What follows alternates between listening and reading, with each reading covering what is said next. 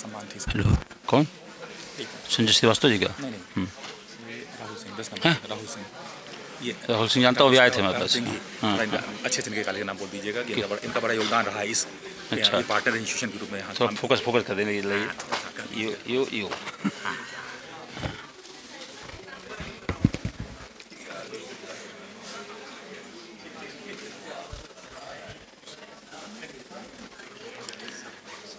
Start कर दें।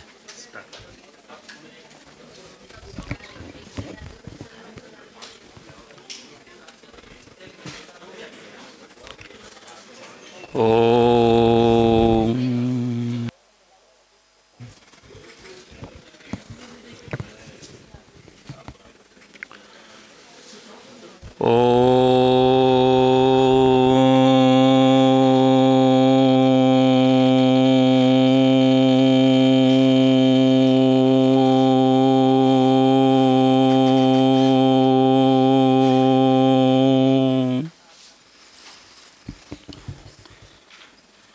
National Summit of Institutional Leaders 2026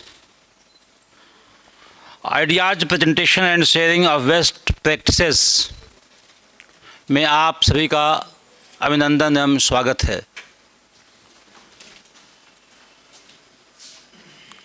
इसका विषय है collaborative research and innovation and ecosystem.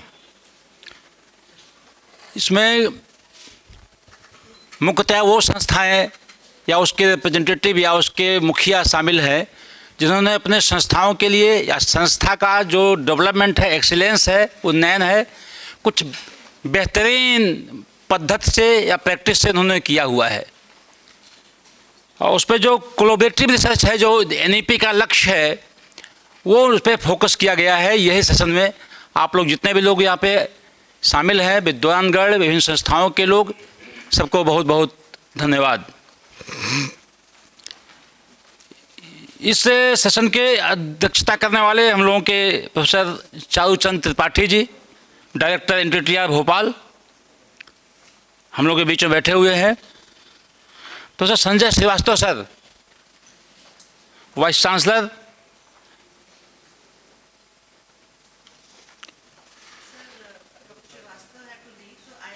you have to present there. Okay. Dr. Monica Goel. Okay. Dr. Monica Goel ji, and we have the Professor Sanjay Srivastav ji. She will present here. Please, ma'am, be seated here.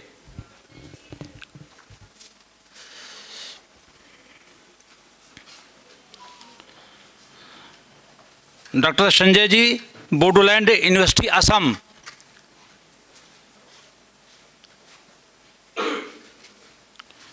श्रीमान राहुल सिंह जी, इनका बड़ा योगदान था, इस योगदान है जो NSIL 26 यहाँ पे जयपुर में है।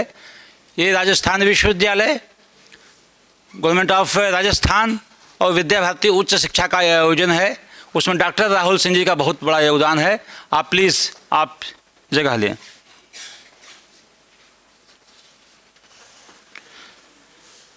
Doctor Swagat Gupta ji, government Holkar science college Indore, please स्थान ग्रहण करने का कष्ट करें।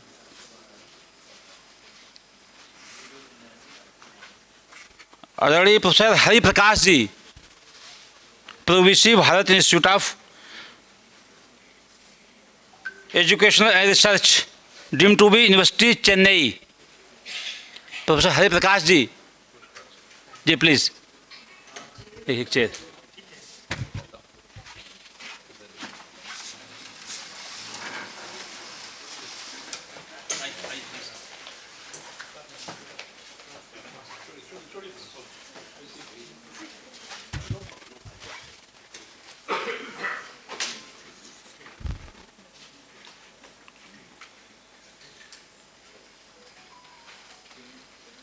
डॉक्टर मीनाक्षी राठौर जी,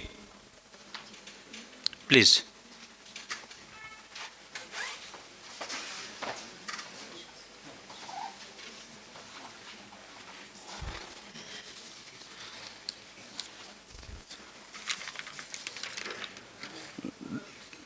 डॉक्टर श्रद्धा सिंह चौहान जी से निवेदन है कि सेशन के अध्यक्ष आदरणीय प्रोफेसर चारूचंद त्रिपाठी जी का कहाँ प्लीज़ आप इधर साइड से आ जाइएगा, इधर साइड से प्लीज़। श्रीमती नूतन चौहान जी भी यहाँ आ जाए। अध्यक्ष जी का स्वागत सम्मान करने का कष्ट करें। सब लेते जाइए साथ में। अच्छा ठीक है, ठीक है।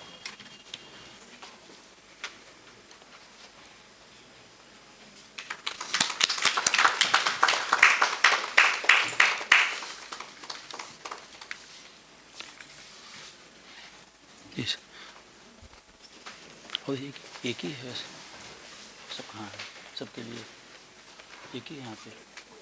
हाँ और कितने हैं? हाँ है और नहीं आपके पास है, लेके आइएगा।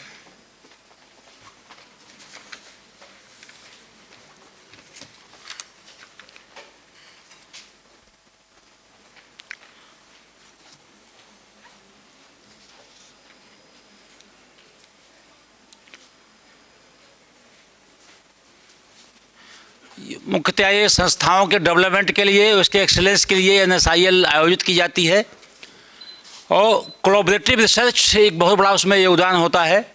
हम अध्यक्षता कर रहे आदरणीय चारूचंद त्रिपाठी जी से निवेदन है कि सेशन का अध्यक्षता करने का कष्ट करें। सर बैठ सकते हैं, वहाँ है भी, वहाँ बैठ सकते हैं।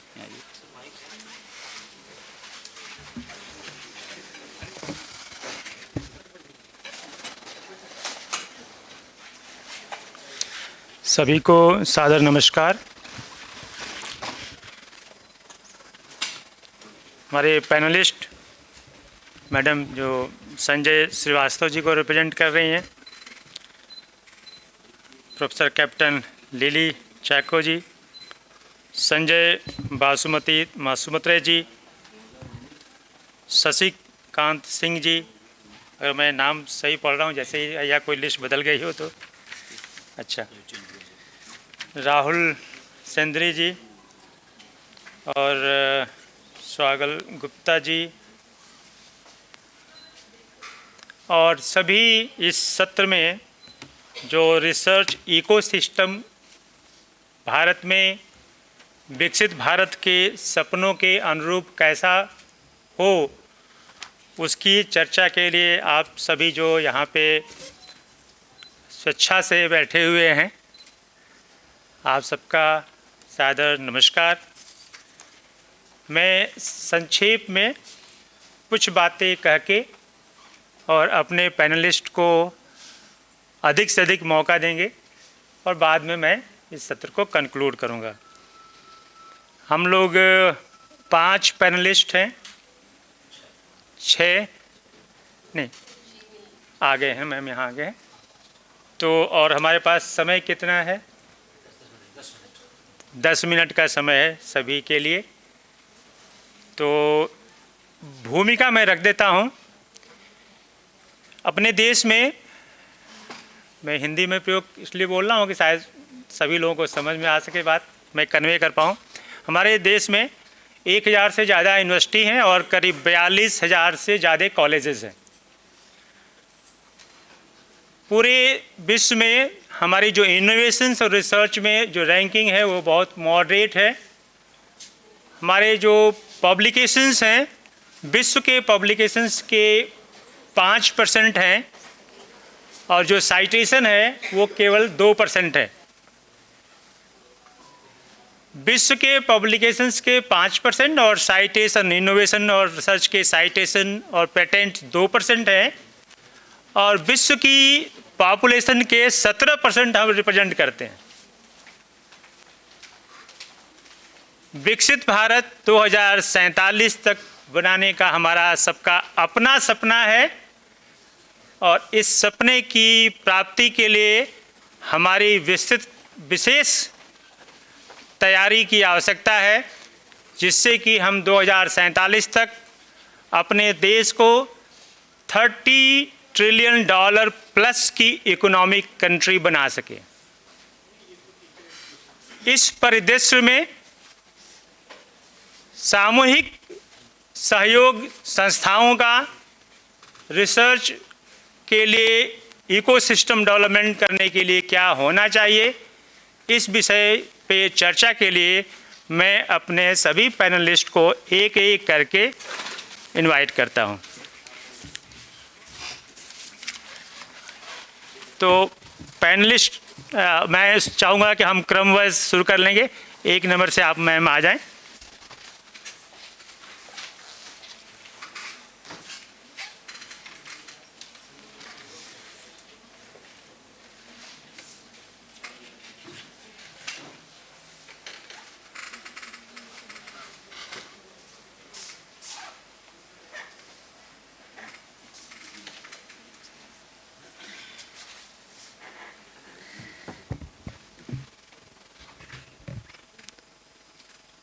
सभी को सादर हाँ जी सभी को सादर नमस्कार। और आज के इस NSIL के इस सेशन में मानव रचना की तरफ से I will thank the organisers कि हमें ये अपॉर्चुनिटी मिली है कि हम अपनी बात रख सकें।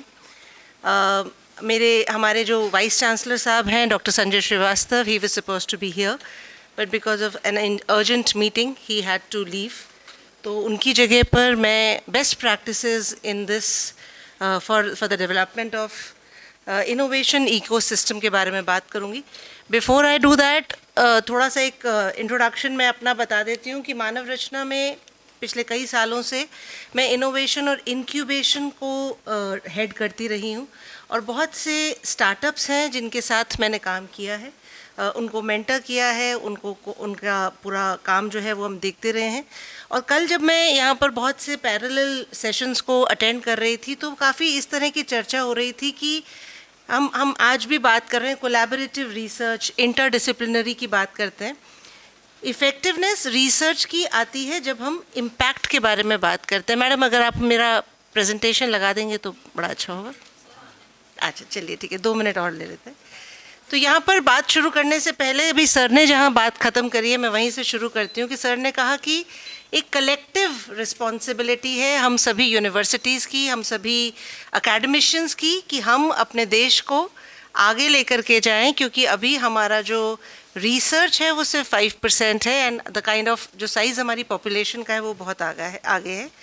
जब हम कलेक्टिव रिस्पॉन्सिबिलिटी की बात करते हैं तो एक छोटी सी कहानी या एक कथा के बारे में बात करें तो जब राम सेतु का निर्माण हुआ तो उस समय पर सभी बंदर जो थे वो बड़े बड़े पत्थर लेकर के आए कि राम सेतु के निर्माण में वो अपना योगदान दे रहे थे, और एक छोटी सी गिलहरी थी वो कंकड़, छोटे छोटे कंकड़ उठा करके लेकर के आ रही थी। तो सभी बंदर जो हैं वो उस गिलहरी पे हंसने लगे और कहने लगे कि इससे क्या होगा, इतना बड़े राम सेतु का निर्माण करना है और तुम कंकड़ लेकर के आ रही हो। तो जब भगवान श्री राम को पता चला तो उन्होंने कहा कि ये जो कंकड़ है ये भी बहुत ज़रूरी है, क्योंकि हर एक का छोटा सा कंट्रीब्यूशन ही बहुत ज़रूरी है एक बड़े से राम सेतु के निर्माण करने के लिए। तो आज जो मेरी ये डिस्कशन है इसमें मैं बात करना चाहूँगी इंटेंट के बारे में। हो सकता है छोटे छोटे इंस्टीट्यूशंस, एक इंडिविजुअल एकेडमिशियन, एक इंडिविजुअल रिसर्चर अपना जो कंट्रीब्यूशन देता है इन द पूरा जो रिसर्च का हमारे देश की हमें जो विकसित भारत के 2047 के टारगेट को अचीव करना है, उसमें हमारा कंट्रीब्यूशन उस गिलहरी के जैसा है। हमारा इंटेंट होना चाहिए और जितना थोड़ा सा हम कंट्रीब्यूट कर सकें उसके बारे में आज हम बात करेंगे। So can we move to the next. तो आज मेरी ये जो प्रेजेंटेशन है मैं इसमें आपसे 3 चीज़ों के बारे में बात करूँगी। एक तो इनोवेशन इकोसिस्टम्स को बनाने के लिए क्या रिकमेंडेशंस हैं, इन रिकमेंडेशंस को देने के लिए हम इंडिया और US को कंपेयर करेंगे और बेंगलुरु में कर्नाटका में आपने देखा होगा कि इनोवेशन इकोसिस्टम काफ़ी आगे है और काफ़ी तेज़ गति से बढ़ा है, तो उसमें क्या बेस्ट प्रैक्टिसेस रही हैं उनको स्टडी करने की कोशिश करेंगे। और मानव रचना में हम अपना ये गिलहरी के भांति एक जो छोटा सा योगदान दे रहे हैं इस इनोवेशन इकोसिस्टम में, उसका क्या इम्पैक्ट है उसके बारे में भी आज मैं बात करना चाहूँगी। सो जब हम बात करते हैं कि कौन लोग हैं, हमारा क्या रोल है, तो मेरे हिसाब से जब हम इनोवेशन इकोसिस्टम में बात करते हैं तो इनेबलर्स हैं गवर्नमेंट, एकेडमिया और रेगुलेटर्स, और ड्राइवर्स हैं रिसर्चर्स, इंडस्ट्री, फैकल्टी मेंबर्स और सोसाइटी। और हम सबकी ये कलेक्टिव रिस्पॉन्सिबिलिटी है कि हम इस इकोसिस्टम का निर्माण करें। तो एकेडमिया का क्या रोल है? एकेडमिया का काम है कि वो इनोवेशन को, स्टार्टअप डेवलपमेंट को सपोर्ट करें और कुछ स्पेशलाइज लैब्स, इस तरह का इंफ्रास्ट्रक्चर प्रोवाइड करें कि मल्टी डिसिप्लिनरी रिसर्च हो सके। आज हम जिन साइलोस में काम कर रहे हैं वो कई बार ऐसा है, जो कल भी हम चर्चा कर रहे थे एक पैरेलल डिस्कशन में, कि अगर मान लीजिए एक फिजिसिस्ट है तो उसको ये नहीं पता है कि सोशल साइंटिस्ट कैसे काम कर रहा है। अब जब हम स्टार्टअप की बात करते हैं, और हमारी यूनिवर्सिटी में जब हमने 10 साल पहले इस काम को शुरू किया तो हमें लगा कि बिकॉज मैं कॉमर्स डोमेन से आती हूँ, तो इंजीनियर्स ने अपनी रिसर्च करी, एक्सपेरिमेंटेशन करे, नए नए उन्होंने आइडियाज़ निकाले, लेकिन जब तक हम उसको कमर्शियलाइज नहीं कर पाएंगे तब तक उसका इम्पैक्ट क्रिएट नहीं कर सकते हैं। तो ये मल्टी डिसिप्लिनरी रिसर्च की बहुत ज़रूरत है, मल्टी डिसिप्लिनरी रोल की बहुत ज़रूरत है, लेकिन उसके साथ साथ एक इम्पॉर्टेंट चीज़ है communication system. Even in the universities हमारे पास कोई ऐसा प्लेटफॉर्म नहीं है कि अगर मान लीजिए मैं एक रिसर्च पे काम कर रही हूँ और मुझे लगता है कि यहाँ पर AI का रोल बहुत इंपॉर्टेंट है, मेरे पास ऐसा कोई डेटाबेस ही नहीं है कि मैं सर्च कर लूँ अपने ही सिस्टम में कि कौन AI पर काम कर रहा है और उसका क्या फ़ोन नंबर है, और मैं इमीडिएटली उसको फ़ोन करके कहूँ कि प्रोफेसर साहब आप इस पर काम कर रहे हैं। तो हमें एक दूसरे से पूछना पड़ता है कौन कहाँ काम कर रहा है। सो कम्युनिकेशन सिस्टम जो कि बहुत आसान है आज के इस ज़माने में, उस पर भी अगर हम थोड़ा सा काम करें तो बहुत ज़रूरी है। Industry definitely it needs to tell कि मुझे क्या चाहिए, और एकेडमिया को उसको ट्रस्ट करना पड़ेगा। अगर हम इंडिया की सिचुएशन की बात करें, इंडस्ट्री अपनी रिसर्च अपने आप अलग से कर रही है, उसका अपना इकोसिस्टम है, एकेडमिक्स उसके साथ जुड़ा ही नहीं है। सो एकेडमिशियंस अपनी एक दुनिया में रिसर्च कर रहे हैं, इंडस्ट्री की रिक्वायरमेंट शायद कुछ और है या तो कुछ थोड़ी सी अलग है। इंडस्ट्री अपने लिए खुद से रिसर्च कर रही है और हम डबल इन्वेस्टमेंट करके उस माइलस्टोन तक पहुंचना चाह रहे हैं, जो कि शायद 2047 के इस एजेंडा में हमें इस पर रीथिंक करने की ज़रूरत है। और गवर्नमेंट डेफिनेटली हमें फंडिंग दे रही है, पॉलिसी फ्रेमवर्क भी बना रही है, लेकिन इसके बारे में भी हम बात करेंगे कि स्टेट वाइज इसमें किस तरह के गैप्स हैं। अभी जो नए कॉन्सेप्ट आए हैं GIC के बारे में, उसके बारे में भी थोड़ी सी चर्चा करने की कोशिश करूंगी। Can we move the slides please if anybody can help. तो आज की हमारी करंट पोजीशन क्या है, इसके बारे में पहले बात करते हैं।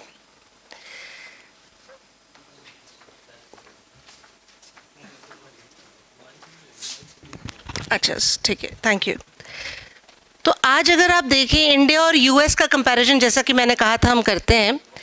इंडिया में अगर आप देखें तो जितना भी अभी रिसर्च इनोवेशन इकोसिस्टम के बारे में हम बात कर रहे हैं वो ज़्यादा आपको साउथ इंडिया में देखने को मिलता है, लेकिन अगर आप US में देखेंगे तो वहाँ पर आपको रीजनल हब्स मिलेंगे। जैसे सिलिकॉन वैली की बात हो रही है या बॉस्टन है, तो वहाँ पर इंडस्ट्री भी है, एकेडमिया भी है, रिसर्च भी है, इंफ्रास्ट्रक्चर भी है, सब एक जगह पर है। हमारे यहाँ पर हम जो कर रहे हैं, हमने थोड़ा सा काम किया है साउथ इंडिया में, लेकिन जो रिसर्च की फंडिंग है प्राइमरीली हमारे यहाँ पर गवर्नमेंट की तरफ से आ रही है। 60% से ज़्यादा फंडिंग रिसर्च की गवर्नमेंट दे रही है। अगर आप US में देखें तो हाईली फंडेड रिसर्च जो है वो प्राइवेट सेक्टर से आ रही है, इंडस्ट्री उसको फंड कर रही है, और इसकी वजह से रिसर्च को कोई रोक नहीं मिल रही है। सिमिलरली इसकी वजह से क्या हो रहा है कि हम इंडिया में टेक्नोलॉजी अडॉप्टर नहीं है, हम टेक्नोलॉजी जो वहाँ पर इनोवेट हो गई हम उसको अडॉप्ट कर रहे हैं, हम बहुत ज़्यादा इनोवेशन नहीं कर पा रहे हैं। इंडिया आज की डेट में 3rd लार्जेस्ट इकोसिस्टम माना जा रहा है स्टार्टअप के लिए, लेकिन अगर आप इसको देखें तो इसका कंसंट्रेशन कहाँ है? बेंगलोर चले जाइए, मुंबई चले जाइए, चेन्नई चले जाइए, हैदराबाद, पुणे, इसके आगे हमारा स्टार्टअप इकोसिस्टम नहीं जा रहा है। और इसका एक कारण ये भी है कि अगर हम अपने बिजनेसेस को देखें, हमारे जो एंटरप्राइजेज हैं उनको अगर आप देखें तो बहुत कम लोग हैं जो कुछ नया करना चाह रहे हैं। ऐसा नहीं है कि नहीं है, लेकिन every businessman does not want to innovate and they do not trust academia also. So this is the problem statement that we have. As we move further, अगर हम देखें कि फिर बेंगलुरु को कैसे चांस मिल गया, एकदम से हम कह रहे हैं कि बेंगलोर जो है वो आ गया है ग्लोबल स्टार्टअप इकोसिस्टम की रिपोर्ट में नंबर 5 पर आता है among the top 50 AI cities globally, and artificial intelligence and big data has emerged as the most resilient sector in this city. तो ये कैसे हो गया? और अगर आप इसके रिजल्ट्स भी देखें तो जितने आज के आपके सक्सेसफुल स्टार्टअप्स हैं जिनको हम यूनिकॉर्न्स कहते हैं, तो इंडिया में पिछले 4 साल में 32 यूनिकॉर्न बेंगलोर से निकल के आए हैं। और जिसके अगर आप बात करें तो जैसे कुछ एक ऐसे जैसे कृत्रिम है, कृत्रिम इन AI एक अपने आप में स्टार्टअप है, दिल्ली IIT दिल्ली का स्टार्टअप है, लेकिन उसने भी जाकर के अपना ऑफिस बेंगलोर में ही बनाया।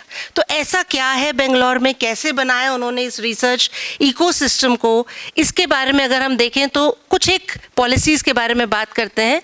2025 में कर्नाटका गवर्नमेंट ने 326 करोड़ रुपए का आवंटन किया है as fund of funds initiative में। 100 करोड़ रुपए दिए डीप टेक डेवलपमेंट में। आप कहेंगे कि ऐसी पॉलिसीज तो हर स्टेट गवर्नमेंट देती है, इसमें क्या नहीं बात कर दी।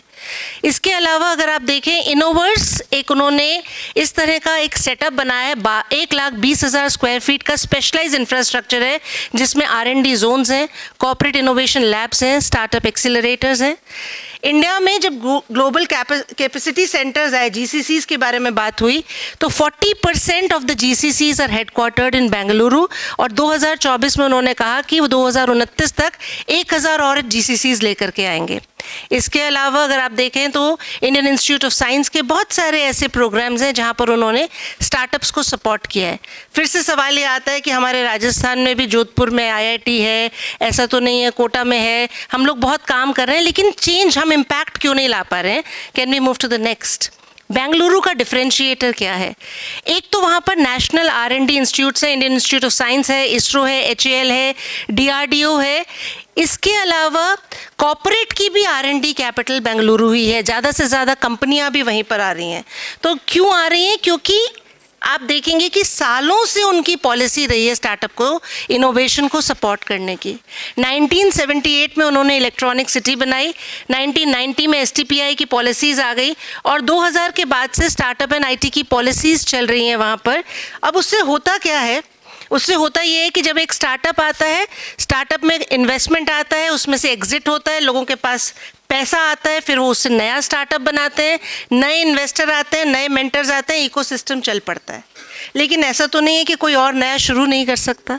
तो लेकिन इसके साथ साथ अगर मैं राजस्थान की समस्या के बारे में बात करूं, इसकी कॉन्ट्रास्ट स्टोरी है। मैं सिर्फ राजस्थान की बात नहीं कर रही हूँ, और भी बहुत स्टेट्स में, मध्य प्रदेश में भी है, हरियाणा में भी है, सारे नॉर्थन स्टेट्स में आपको दिखाई देगा।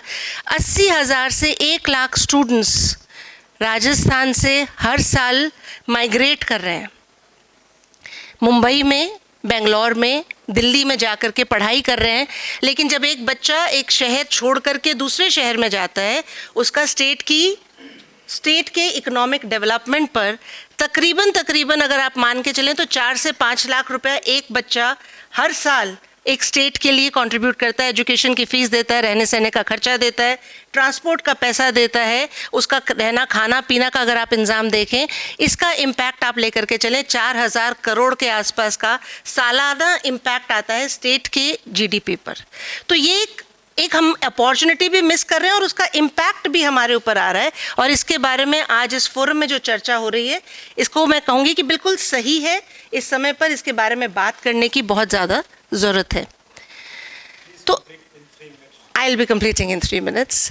तो अब इसके लिए क्या रिकमेंडेशंस होनी चाहिए? तो रिकमेंडेशंस मेरे हिसाब से ये होनी चाहिए कि कुछ तो हमें कुछ नए रिसर्च इंस्टीट्यूशंस के बारे में बात करनी पड़ेगी स्टेट के अंदर। हमें लोकल फॉर वोकल की बात है। तो ठीक है, बेंगलुरु में IT हब बन रहा है, लेकिन राजस्थान की भी अपनी इंडस्ट्री है, उसकी भी अपनी रिक्वायरमेंट्स हैं। तो क्या यहाँ पर हम माइनिंग के बारे में, टेक्सटाइल्स के बारे में, ऑटो कंपोनेंट्स के बारे में, सोलर एनर्जी के बारे में, रिन्यूएबल एनर्जी के बारे में बात करें, तो इन एरियाज़ में अगर हम लॉन्ग टर्म पॉलिसी लेकर के आते हैं तो ये स्टेट भी वैसा ही ग्रो कर सकता है जैसा कि कर्नाटका या कोई और महाराष्ट्र या इस तरह के स्टेट्स कर रहे हैं। इसके लिए ज़रूरत क्या है? अगर हम यूनिवर्सिटीज़ आज हम बात करेंगे कि हम हम तो यहाँ यूनिवर्सिटीज़ बैठी हैं, तो हम क्या बात कर रहे हैं इकोनॉमिक डेवलपमेंट की और इस तरह की, ये तो बजट सरकार का काम है। लेकिन यूनिवर्सिटी लेवल पर जब मैंने शुरू किया था तो मैंने गिलहरी की कहानी से शुरू किया था कि हमारा छोटा सा कंट्रीब्यूशन क्या होना चाहिए। हमारा छोटा सा कंट्रीब्यूशन ये हो सकता है कि हम अपनी फैकल्टी पर भरोसा करें, उनको ये कहें कि अगर आप किसी रिस्की प्रोजेक्ट पर रिसर्च करते हैं और मान लीजिए अगर आप फेल हो जाते हैं तो हम आपके साथ खड़े हैं, कोई समस्या नहीं है। रिसर्च में फेल होना भी रिसर्च को आगे बढ़ाना ही है। तो हमें अपनी फैकल्टी मेंबर्स को वो साइकोलॉजिकल एक सेफ्टी नेट देने की ज़रूरत है। हमें इंडस्ट्री के साथ मिलकर के काम करने की ज़रूरत है। और आज हम जो बात करते हैं कि हम इम्पैक्ट फैक्टर क्या आया रिसर्च का इम्पैक्ट फैक्टर की जगह हमें बात करना है कि हम सोसाइटी पर क्या इम्पैक्ट ला पाए और उसको रिवॉर्ड करने की ज़रूरत है। मैं अपनी बात को ख़त्म करने से पहले थोड़ा सा बताऊंगी कि हम मानव रचना में क्या बेस्ट प्रैक्टिसेस फॉलो कर रहे हैं और उसके बाद मैं कंक्लूड करूंगी। Will go very fast. So अगर हम मानव रचना के बारे में बात करें तो मानव रचना एक यूनिवर्सिटी है। नेक्स्ट चलते हैं। मानव रचना एक यूनिवर्सिटी है, हमारा कैंपस फरीदाबाद में है और हमारे पास हर साल तकरीबन 10,000 12,000 बच्चे पढ़ते हैं। नेक्स्ट स्लाइड करते हैं। अब इसके लिए हमने बहुत सारी इंडस्ट्रीज़ के साथ कोलैबोरेट किया है और हमने बनाए हैं कुछ सेंटर्स ऑफ एक्सीलेंस और इनोवेशन, चाहे वो इंडस्ट्री के साथ है, चल लीजिए नेक्स्ट चल लीजिए, कोई बात नहीं, इंडस्ट्री के साथ है, जैसे डाइकिन के साथ है, अगर आप बात करें मर्सिडीज़ के साथ है, मित्सुबिशी के साथ है, इन सब के साथ हम काम कर रहे हैं और प्रॉब्लम जो सोसाइटी की है और जो इंडस्ट्री की है उसके ऊपर काम करने की कोशिश कर रहे हैं। We move to the next please. Innovation and incubation system के बारे में मैंने आपसे बात किया। आगे चलते हैं। हम स्टूडेंट्स को सपोर्ट करते हैं कि वो रिसर्च करें। हमारे जो फोकस एरियाज़ हैं उसमें बायोटेक्नोलॉजी एक बहुत बड़ा फोकस एरिया है। हमने हमारी मॉलिक्यूलर बायोसाइंसेज लैब है, माइक्रोबायोलॉजी एंड फर्मेंटेशन फैसिलिटी, इन सब के बारे में मैं डिटेल में हो सकता है अलग से बात करूँगी जब हम ब्रेकआउट में मिलते हैं। नेक्स्ट, स्टार्टअप्स को जो हमने सपोर्ट किया, लेकिन अभी मैं आ रही हूँ हमारे फ्लैगशिप रिसर्च प्रोजेक्ट्स पर। Let's move further. तो एक दो प्रोजेक्ट्स के बारे में बात करके मैं ख़त्म करूँगी। आपको शायद सभी को पता होगा कि फरीदाबाद के पास में एक बड़कल लेक है। बहुत से लोगों ने अपने बचपन में उसको विज़िट किया हो, क्योंकि बाद में वो टूरिस्ट स्पॉट नहीं रहा था, क्योंकि बड़कल लेक सूख गई थी। सो मानव रचना की फैकल्टी ने, सिविल इंजीनियर्स ने, बायोटेक्नोलॉजिस्ट ने मिल करके उस बड़कल के रिवाइवल के प्रोजेक्ट पर काम किया और आज अगर आप बड़कल पर जाते हैं तो वो लेक आपको फिर से भरी हुई मिलती है। तो ये छोटे छोटे जो सोसाइटल इम्पैक्ट्स हैं। सिमिलरली अगर आप में से सभी लोग जब दिल्ली जाते हैं तो कहते हैं वहाँ सांस नहीं आती है, तो हम लोगों ने एयर पोल्यूशन के ऊपर एक प्रोजेक्ट किया जिसको सेंट्रल पोल्यूशन कंट्रोल बोर्ड ने हमें सम्मानित किया। इसके ऊपर हमारे जो एयर फिल्टर्स हैं उनको आज भी सरकारी बसों के ऊपर लगाया गया है और जिसकी वजह से हम जो भी छोटा सा, वही गिलहरी के मात्र जो छोटा सा कंट्रीब्यूशन कर पाए हैं दिल्ली की हवा को सुधारने के लिए, उस पर हम काम कर रहे हैं। इसके अलावा एक राजस्थान का प्रोजेक्ट बताऊंगी और उसके बाद मैं ख़त्म करूंगी। एक केन्स के साथ हमने बाड़मेर में, राजस्थान में oil and gas, Cairns and oil and gas के साथ एक स्टडी करी थी। वाटर की सैलिनिटी पर इम्पैक्ट जो आ रहा है उसके ऊपर अगर आप बात करें कि ये जो केन्स का प्रोजेक्ट चल रहा था इसका कितना एमिशन था जिसकी वाटर की क्वालिटी पर इम्पैक्ट आया, जिसके बारे में हमने बात करी और उनको सॉल्यूशंस भी दिए कि वो किस तरह से वाटर की क्वालिटी को इम्प्रोवाइज कर सकता है। इस तरह के बहुत से इनिशिएटिव्स हमारी इस प्रेजेंटेशन में, क्योंकि समय सीमित है तो मैं बहुत ज़्यादा समय नहीं लूँगी, आप स्लाइड्स मूव कर दीजिए। Let's move further.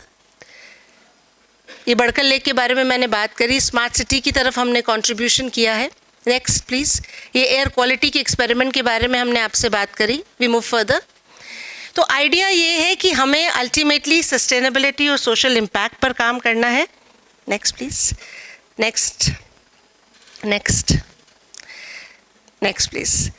So idea is कि हमें एक ऐसी society as an academic institution हमें लगातार सरकार से भी गुहार लगानी पड़ेगी कि हमें अपने प्रांत में, अपने प्रदेश में किस तरह की पॉलिसीज़ चाहिए, किस तरह की फंडिंग चाहिए और अपने इंस्टीट्यूशन में इस तरह की रिसर्च को सपोर्ट करना पड़ेगा जो मल्टी डिसिप्लिनरी हो और जिससे हम सस्टेनेबिलिटी की तरफ आगे बढ़ सकें। That is my contribution today. Thank you so much.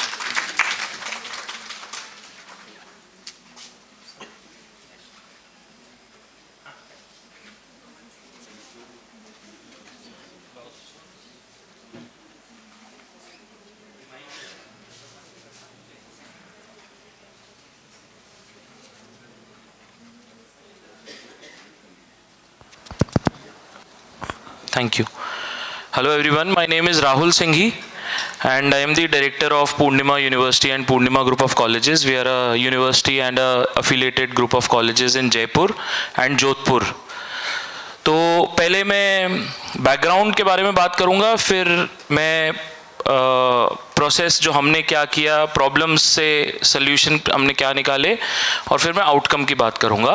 तो आपको कुछ भी लिखने की ज़रूरत नहीं है, क्योंकि जो भी मैं बोलूँगा लास्ट में एक हैंड आउट के फॉर्म में मैं आपको दूंगा। तो मेरे यहाँ पे कुछ वॉलंटियर्स हैं जो एंट्रेंस गेट पे खड़े होंगे। जब आप रूम से बाहर निकलेंगे तो ये हैंड आउट आपको मिलेगा, जो लेना चाहे वॉलंटियरली। इसमें वो सारी बातें लिखी हुई हैं जो मैं आज बोलूँगा। सो बैकग्राउंड की अगर मैं बात करूँ तो we are a very small group of institutions, और एक हर प्राइवेट यूनिवर्सिटी में जैसे ही प्रॉब्लम्स होती हैं कि सेल्फ फंडेड होती है, गवर्नमेंट ग्रांट्स नहीं मिलती है, रिसर्चिंग में प्रॉब्लम होती है, एडमिशन्स जो हैं वो जब सारी जगह NITs, IITs, IIITs फुल हो जाते हैं तो उसके बाद में प्राइवेट यूनिवर्सिटीज़ के अंदर वो एडमिशन होना स्टार्ट होते हैं। तो टिपिकल प्राइवेट इंस्टीट्यूशंस की जो प्रॉब्लम्स होती है वो प्रॉब्लम्स हमारे सामने भी रही थी। हम लोगों ने फैकल्टी के ऊपर काम करना चालू करा, रिसर्च के ऊपर काम करना चालू करा, और मैं अपनी बेस्ट प्रैक्टिसेस जो हैं वो आज शेयर करूंगा। सो मेरे पास में कोई प्रेजेंटेशन नहीं है, मेरे पास में कोई डेटा नहीं है, मेरे पास में सिर्फ वो है जो हम लोगों ने पिछले 5-6 सालों में किया। तो हम लोगों ने कुछ चीज़ें करी। हमने सबसे पहले इंट्रोड्यूस करा technical publication incentive scheme, wherein अगर आप कोई हाई क्वालिटी जर्नल में पेपर पब्लिश करते हैं तो हम आपको पर paper we give a incentive. So ये स्टार्ट हुआ 15,000 रुपये पर पेपर से।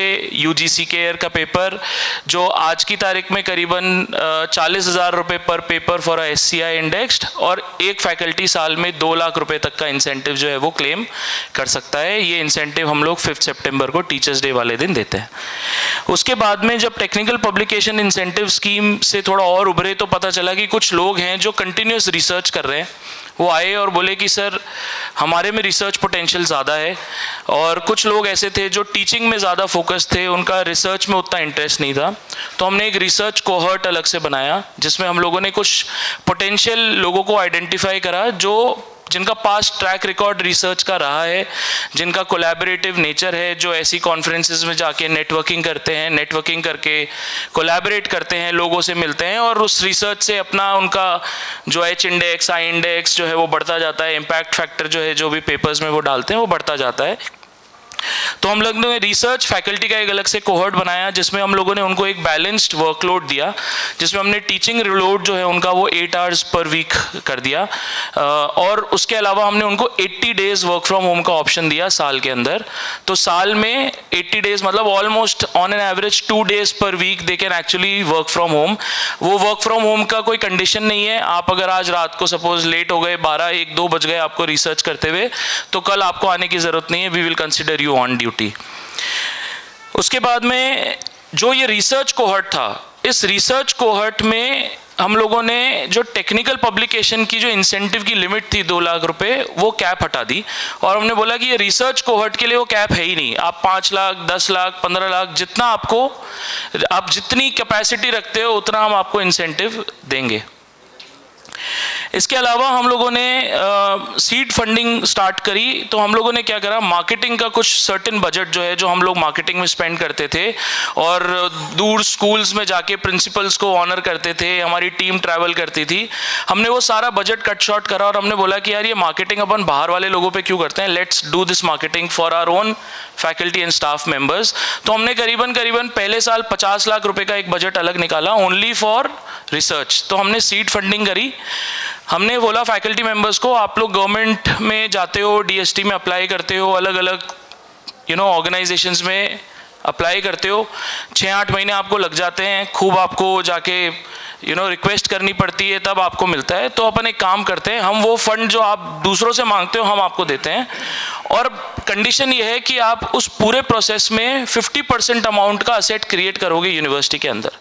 तो पहले हम जो फैकल्टी को बोलते थे कि मैम ये लैब या ये सिलेबस के अंदर ये इक्विपमेंट आपको लाना है, तो इसकी रिक्वायरमेंट आप हमको दो, उल्टा होने लगा। फैकल्टी मेंबर्स को जब पता लगने लगा कि वो खुद अपने डिपार्टमेंट के लिए, अपने डोमेन के लिए इक्विपमेंट खरीद सकते हैं जिसके ऊपर कोई क्वेश्चन नहीं करेगा, जिसके ऊपर कोई बहुत ज़्यादा लाइजनिंग नहीं करनी पड़ेगी। तो फैकल्टीज़ ने अप्लाई करा और हम लोगों ने पिछले साल करीबन 1.5 करोड़ रुपए के सीड फंडिंग प्रोजेक्ट्स जो हैं फैकल्टी मेंबर्स को अप्रूव करे, जिसमें करीबन 75 लाख के प्रोजेक्ट्स जो है वो ऑलरेडी कंप्लीट हो गए और उन 75 में से करीबन 40-45 लाख रुपए के फिक्स्ड असेट्स जो है वो क्रिएट हो गए in form of 3D printers, 3D scanners, CNC machines वगैरह वगैरह।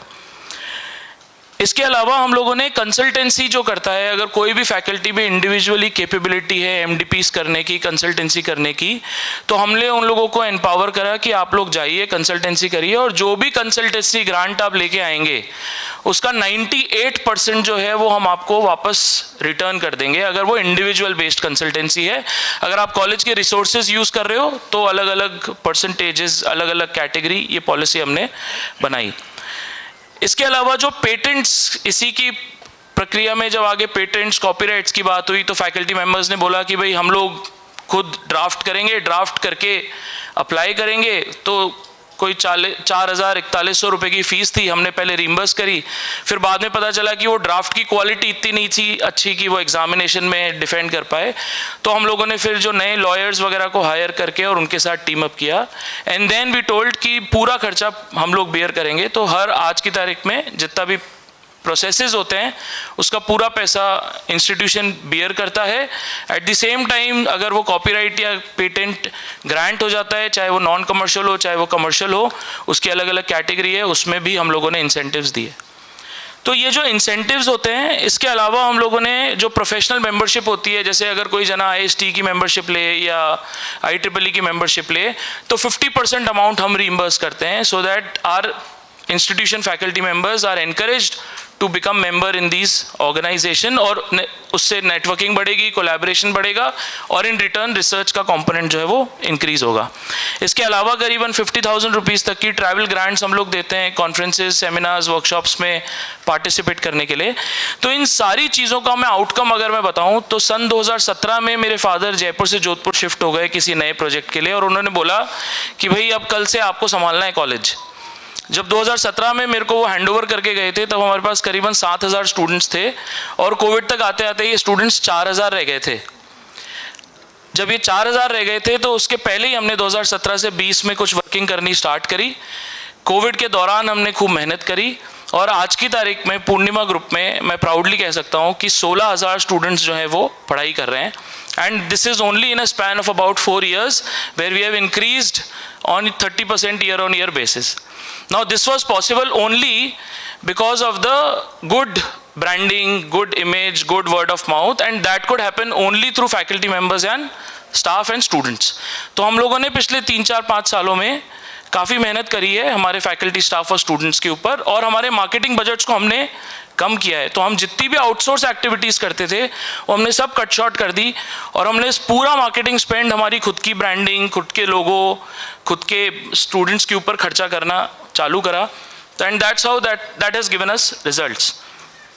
एक लास्ट चीज़ और मैं बताना चाहूँगा कि इस पूरे रिसर्च एनवायरनमेंट में जब हम लोग ने स्टार्ट किया तो हमारे बहुत लिमिटेड पेपर्स पब्लिश होते थे अच्छे क्वालिटी जर्नल्स में।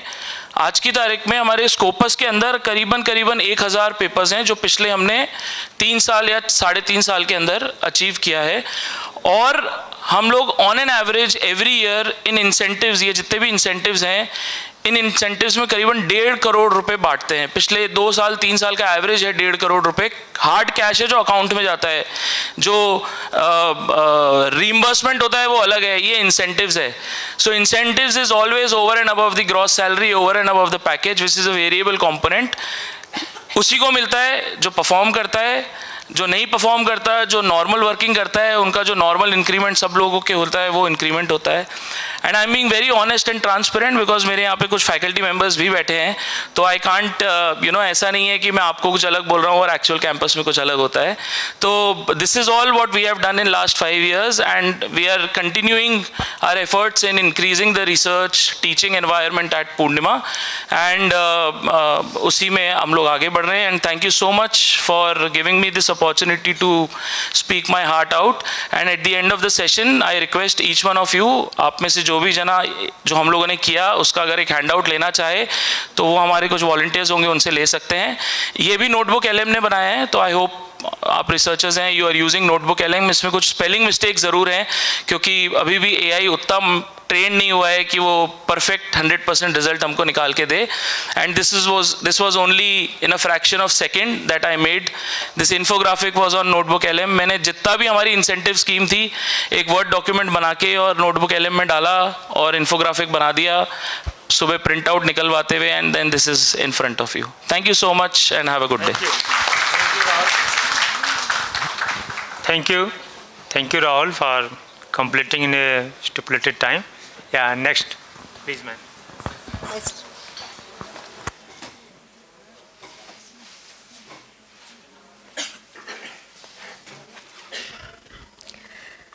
परम सम्मानीय मंच और यहाँ पर उपस्थित सभी बुद्धिजीवी वर्ग, मैं अपने माता पिता एवं समस्त गुरुओं का नमन करते हुए आज अपना प्रेजेंटेशन मैं चालू करूँगी.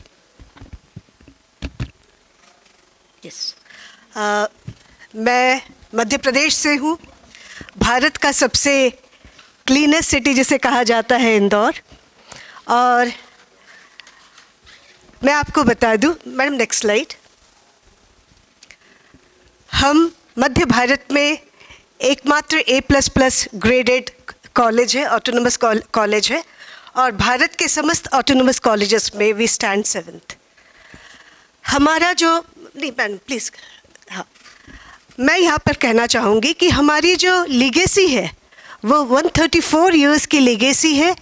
यह शुरुआत की गई थी माता अहिल्या के ही वंशधर हिज हाइनेस शिवाजी राव होलकर, जिन्होंने अपने पिता के लिए इस महाविद्यालय का निर्माण किया था. और आज एनईपी में हम जिस मल्टी डिसिप्लिनरी एजुकेशन की बात करते हैं उसकी नींव रखी गई थी. For the better encouragement of liberal education in central India there shall be established at Indore a college to be styled the Holkar College. Next ma'am. तो ये हमारी जर्नी है, ये हमारी जर्नी है 10 जून 1891 से, जहाँ पर मात्र 16 विद्यार्थी थे और आज हम 12,000 से भी अधिक बच्चों को कैटर कर रहे हैं.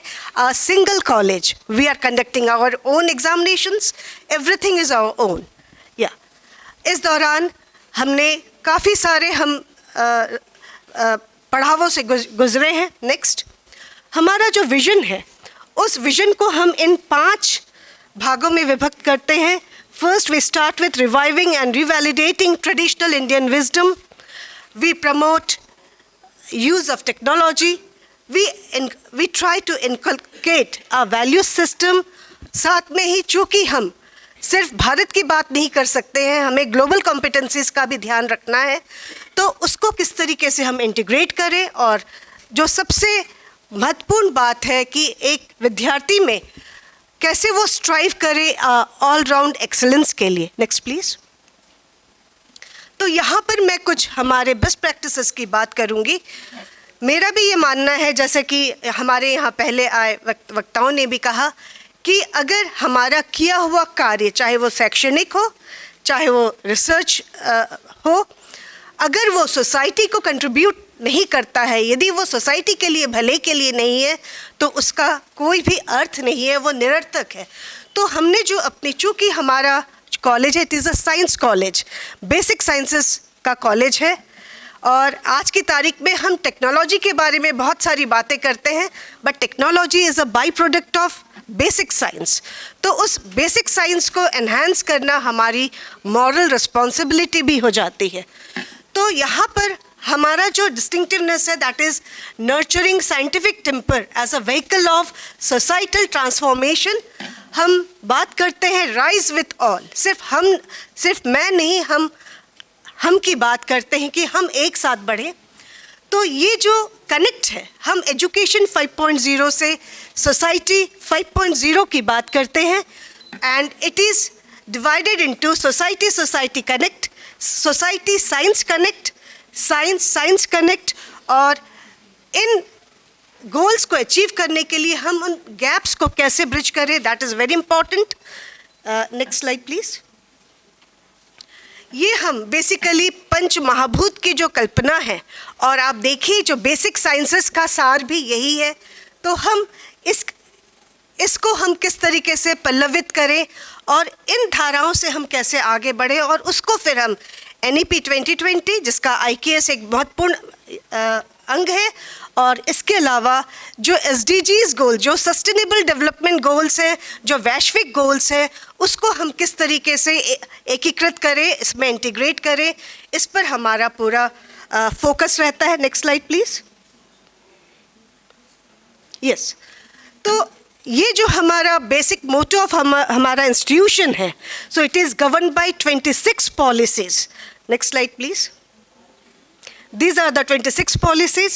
Next slide please. और इन governing policies के अलावा we are having 11 signature programs.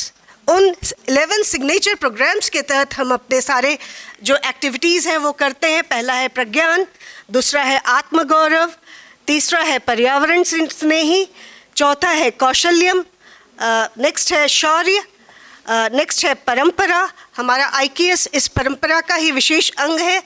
अनुभूति, उत्कर्षिणी जो फीमेल ओरिएंटेड है, विज्ञान संवाद, अन्नपूर्णा चूँकि हमारे यहाँ एग्रीकल्चर से रिलेटेड भी कोर्सेस हैं, और अंतिम है आरोग्यम।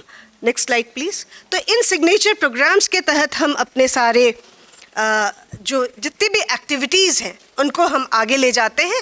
मैं यहाँ पर कुछ स्पेशल प्रोजेक्ट्स जो हम लोगों ने लिया है उसके बारे में मैं चर्चा करना चाहूँगी।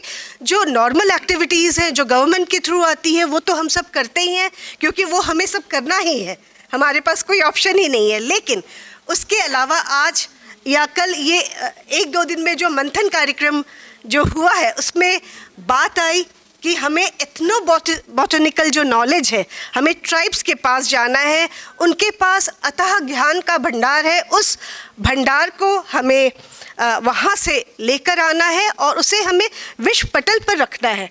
तो we are having a project to survive sustainable ethno botanical knowledge and skills जो करीब 2.2 करोड़ का है। इसमें रिसर्च एक्टिविटीज़ हैं, अवेयरनेस कैंपेन है और स्किल डेवलपमेंट है। ऐसा नहीं हो सकता है कि आप किसी समुदाय से कुछ ले रहे हो तो उसको कुछ दे नहीं रहे हो। We can not be so selfish. So हमने इसे किस तरीके से किया है, देखिए यहाँ पर चरक औषधीय उद्यान, जहाँ पर उनसे रिलेटेड मेडिसिनल गार्डन्स की बात हुई है, जो अभी ऑलरेडी काफ़ी ब्लूमिंग स्टेज पे आ गया है। जो वो ग्रामीण निवासी है या जो वो जनजातीय वर्ग है उनके लिए हेल्थ एजुकेशन, वहाँ पर हम लोगों की गाड़ी जाती है। हेल्थ एजुकेशन और हेल्थ केयर, उसमें क्लस्टर्स हमने डिवाइड किए हैं विलेजेस एंड ट्राइबल एरियाज़ में, वहाँ पर ये गाड़ियाँ जाती हैं। और इसके लिए ये अकेले होलकर साइंस कॉलेज जो कि गवर्नमेंट कॉलेज है उसके लिए संभव नहीं है। We don't have so much of funds to diverge in. तो हम लोगों के द्वारा MOU किया गया है। They are VB builders, Aurobindo medical college Indore, Ashtang Ayurvedic college Indore, and हम उसके कोऑर्डिनेटिंग टीम है। तो यहाँ पर आगे जाके हमें क्या करना है, उन मेडिसिनल जो उनके जो मेडिसिन्स हैं, जो ट्राइबल मेडिसिन्स हैं, जो ओरिजिनल मेडिसिन्स हैं, उनके बारे में पूरी एनालिसिस करना, because it has to be scientific. आप जाके ऐसा नहीं कह सकते कि इसका लेप लगा लीजिए आपका पैर दर्द ठीक हो जाएगा या सिर दर्द ठीक हो जाएगा। क्यों होगा, that has to be also disseminated. तो इन जो हमारा जो इसका एंड ये है वो है tribal medicines in with evidence based research. That evidence based research is very important. Next. इसी का हमने अगला पार्ट जो हमारे कॉलेज में ये देखिए हमने MOU किया हुआ है forest department of Madhya Pradesh के साथ। हमने यहाँ पर we have named it roots and routes conserving heritage. यहाँ पर कुछ विशेष जो rare and endangered species of plants हैं उनके सीड्स एंड सैपलिंग्स हम लोगों ने ग्रो किया है। करीब 5,000 ऐसे स्पीशीज़ हैं जो हमारे यहाँ पर हमने ग्रो किया। इसके लिए हमने स्पेशल नर्सरी बनाई है। यस, ये क्यों? क्योंकि बिकॉज प्लीज़ मैडम, या because why Why we have done this? क्योंकि इनका scientific documentation and monitoring of growth patterns is very important. We have provided the land, we have provided the infrastructure, and इसे हम as training, हमारे पास one विभाग से भी आएंगे, वो हमारे बच्चों को भी ट्रेन करेंगे, फैकल्टीज़ को भी ट्रेन कर रहे हैं, and we name it as green skills. Next slide please. ये उसके कुछ न्यूज़ है जहाँ पर जो ये रेयर एंड एंडेंजर्ड स्पीशीज़ हैं जो हम बहुत यूज़ करते हैं, है ना. दादी नानी बोलती होंगी कि अच्छा पेट दर्द हो रहा है तो बेटा थोड़ा सा ये ले लो, लूज मोशंस हो रहे हैं तो बेटा थोड़ा सा इसकी 1 चम्मच फाक लो. तो इसके बारे में पूरा जो डिस्क्रिप्शन मैंने आपको दिया, these are paper cuttings of that. Yes, next. Research की बात आती है तो रिसर्च के लिए हमें देखना पड़ता है फंडिंग पर. हम DST फर्स्ट के में भी वी आर सेलेक्टेड कॉलेज जहाँ पर हमें 1.44 करोड़ का फंड हम लेकर आए हैं. तो that is a research based initiative. लेकिन जो सबसे बड़ी बात है जिस पर हम अपनी आधारशिला रखना चाह रहे हैं NEP की, कि रिसर्च जो वो बिल्कुल ग्राउंड लेवल से उसको प्रमोट करना है, राइट. क्योंकि क्या होता है, हम सोचते हैं बच्चा ग्रेजुएशन करेगा, फिर PG करेगा और उसके बाद रिसर्च के लिए जाएगा, तो वो सोचता नहीं है कि हमें करना क्या है. तो ये हमने एक नर्चर प्रोग्राम बनाया है, that is nourishing under graduate researchers training for understanding, reasoning and exploration. हम इसके लिए बिल्कुल भी चिंतित नहीं है कि उसका रिजल्ट क्या आएगा. तो इसके लिए हमने क्या किया है, विद्यार्थियों में ये जो क्यूरोसिटी, इंक्वायरी बेस्ड लर्निंग और अर्ली स्टेज जो एक्सपोजर है वो निर्मित हो. इसके लिए हमने सीड मनी दिया है और सीड मनी देते हुए हमने एक permanent teacher, we are having visiting faculties also, तो मेंटोरिंग करेंगे permanent faculties and visiting faculties, और उनके साथ जो बच्चे इंटरेस्टेड हैं रिसर्च में वो उसके साथ जुड़ेंगे and we are giving them seed money for that. Next please. इसमें हमारा फोकस रहा है low cost and sustainable research work. ये एक रिसर्च है, a portable light emitting diode based device for demonstrating single slit diffraction phenomena. ये अगर हम मार्केट से बच्चों के लिए लेते हैं, it is very expensive. It has been designed by our students, जिसका पेटेंट भी हुआ है. Next slide please. एक और एग्जाम्पल है जो लैब वेस्ट है. लैब वेस्ट में से हमारे बच्चों ने रिसर्च किया है और रिसर्च करने के बाद they have got this sustainable approach 1. Madam इससे पहले भी शायद एक स्लाइड होगी, नहीं sorry, okay. Next slide please. Yes, this one. These are 2 undergraduate first year students. इन्होंने सस्टेनेबल इलेक्ट्रोकेमिकल स्ट्रैटेजीज बनाए हैं बिकॉज एनिलिन को एजोबेंजीन में कन्वर्ट करने के लिए at room temperature and using very low cost reagents. So this is what we want. Yes, next. Please complete 3 minutes. Yeah, okay. Yeah, sure. So we know about NEP. It is giving us flexibility. हम 4 साल. Next slide, please. This is the 5th year we are running NEP. We are the first state जिसे इसे आत्मा के साथ इसे enact किया है ग्रेजुएशन में, और इस साल से हम PG में लेकर आए हैं. These are the ordinances. अगर आप देखेंगे कि अगर हम इनोवेटिव तरीके से अगर हम कहते हैं तो हमने UG कोर्सेज में मैक्सिमम 25% IKS कंपोनेंट तक इंटीग्रेट किया है. इनिशियली हम नहीं कर पा रहे थे 4 साल पहले, लेकिन इस बार जब 4 साल के बाद हमने इसे रीडिज़ाइन किया है तो कुछ कोर्सेज में ऑलमोस्ट 25% IKS हम इनकॉर्पोरेट कर पाए हैं.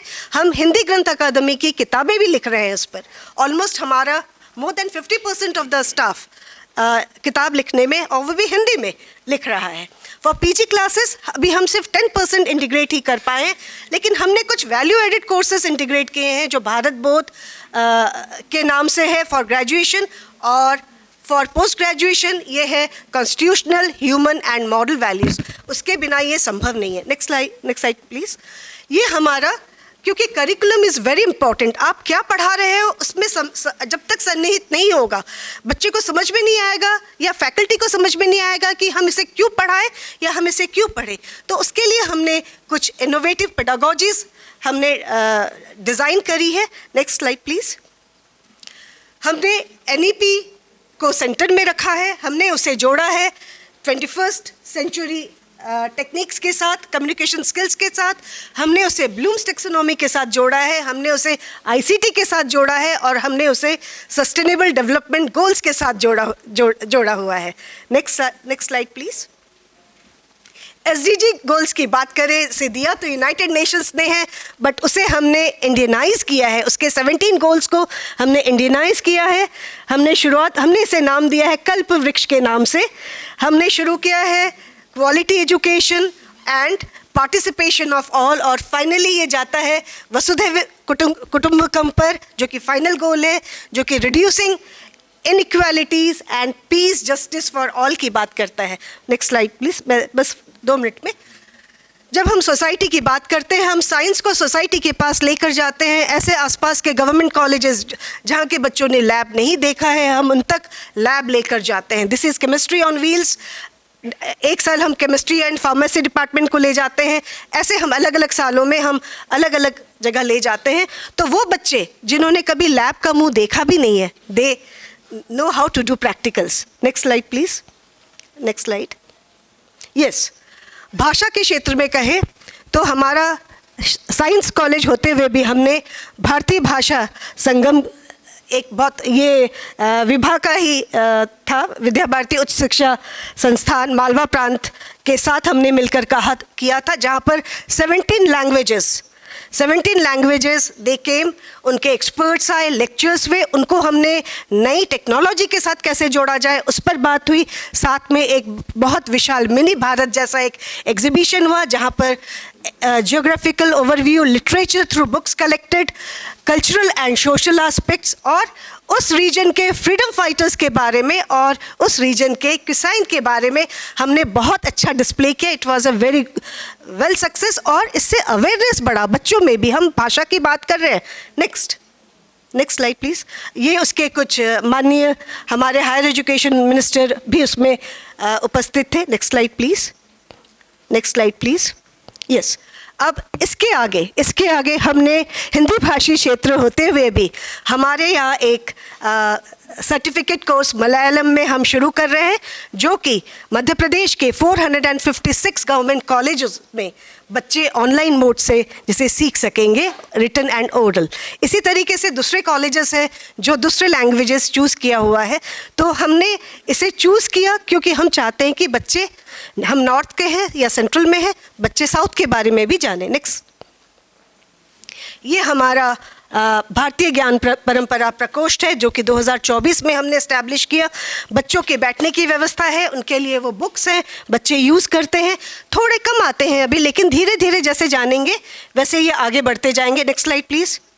हम हर माह एक गतिविधि हम चूज़ करते हैं या एक थीम चूज़ करते हैं। उस थीम पर हम गतिविधियाँ रखते हैं जो IKS या भारतीय ज्ञान परंपरा पे नीत होता है। नेक्स्ट, ये हम भारतीय ज्ञान परंपरा की बात होती है तो हम साल में कम से कम 2 से 4 हमारे गैदरिंग्स होते हैं, समूह चर्चा होती है ब्रेनस्टॉर्मिंग के लिए, जिसमें से एक हम लोगों ने ही इसे ऑर्गेनाइज किया था।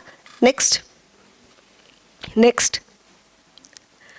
हम जो हमारे पारंपरिक त्यौहार हैं, जैसे मकर संक्रांति का त्यौहार हुआ, हम उसे पर्यावरण से जोड़ते हैं और इस तरीके से बच्चों के साथ सेलिब्रेट करते हैं। नेक्स्ट, हमारे यहाँ ये एक बहुत अच्छी परंपरा है, होलकर विद्यार्थी चौपाल कैसे बच्चे इस तरीके से बैठते हैं। हम अलग अलग क्लासेस को हम डेजिग्नेट करते हैं। नेक्स्ट, एक घंटे का सेशन होता है हफ्ते में एक दिन, जिसमें योगा, प्राणायाम, इंडोर गेम्स, भारतीय गेम्स, इंटेलेक्चुअल डिस्कशंस, कल्याण मंत्रा की बात होती है कि सबके कल्याण के बारे में सोचें।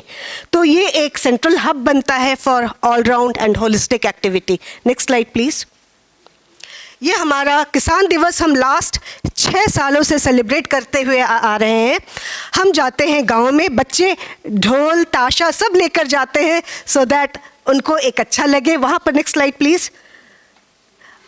उनको वहाँ सम्मान किया जाता है और एक ग्राम दर्शन होता है, वो समझते हैं कृषि के बारे में और वहाँ से जो न्यूएंसेस हैं, जो नई चीज़ें हैं जो बुक्स में नहीं है, उसे वो लेकर आते हैं। नेक्स्ट, हैप्पीनेस की बात होती है तो हैप्पीनेस शायद आजकल की सबसे जो ज़रूरत चीज़ है वो हैप्पीनेस है। आप कुछ भी कर लीजिए, अगर आप खुश नहीं हैं तो कुछ भी नहीं है।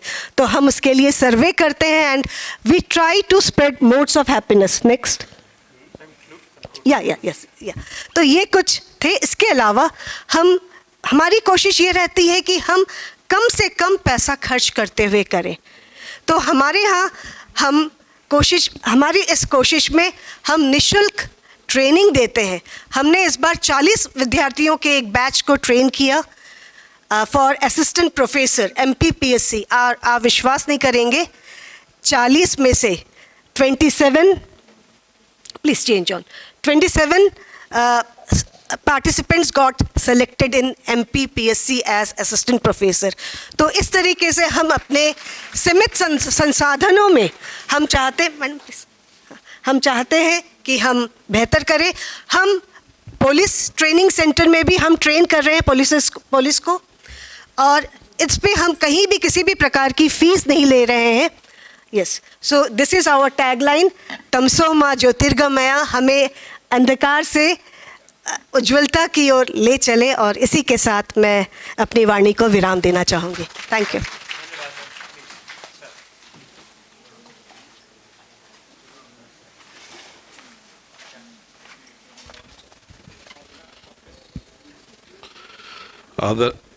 आदरणीय चेयरमैन जी त्रिपाठी जी और NCET का चेयरमैन प्रोफेसर पंकज जी और विद्या भारती उच्च शिक्षा संस्थान का सदस्यगण एवं यूनिवर्सिटी ऑफ राजस्थान का प्रतिभागियों और सारे विद्यार्थियों सबको Bharath institute of higher education research deemed university in Chennai Tamil Nadu की तरफ से हमारा हार्दिक अभिनंदन और सबको मेरा नमस्कार। बहुत मुश्किल से हिंदी में बात किया जी, तालियां तो बजाना है बिकॉज इंटर हमारा NSIL का 2026 का थीम तो है ये इंटर इंस्टीट्यूट का collaborations.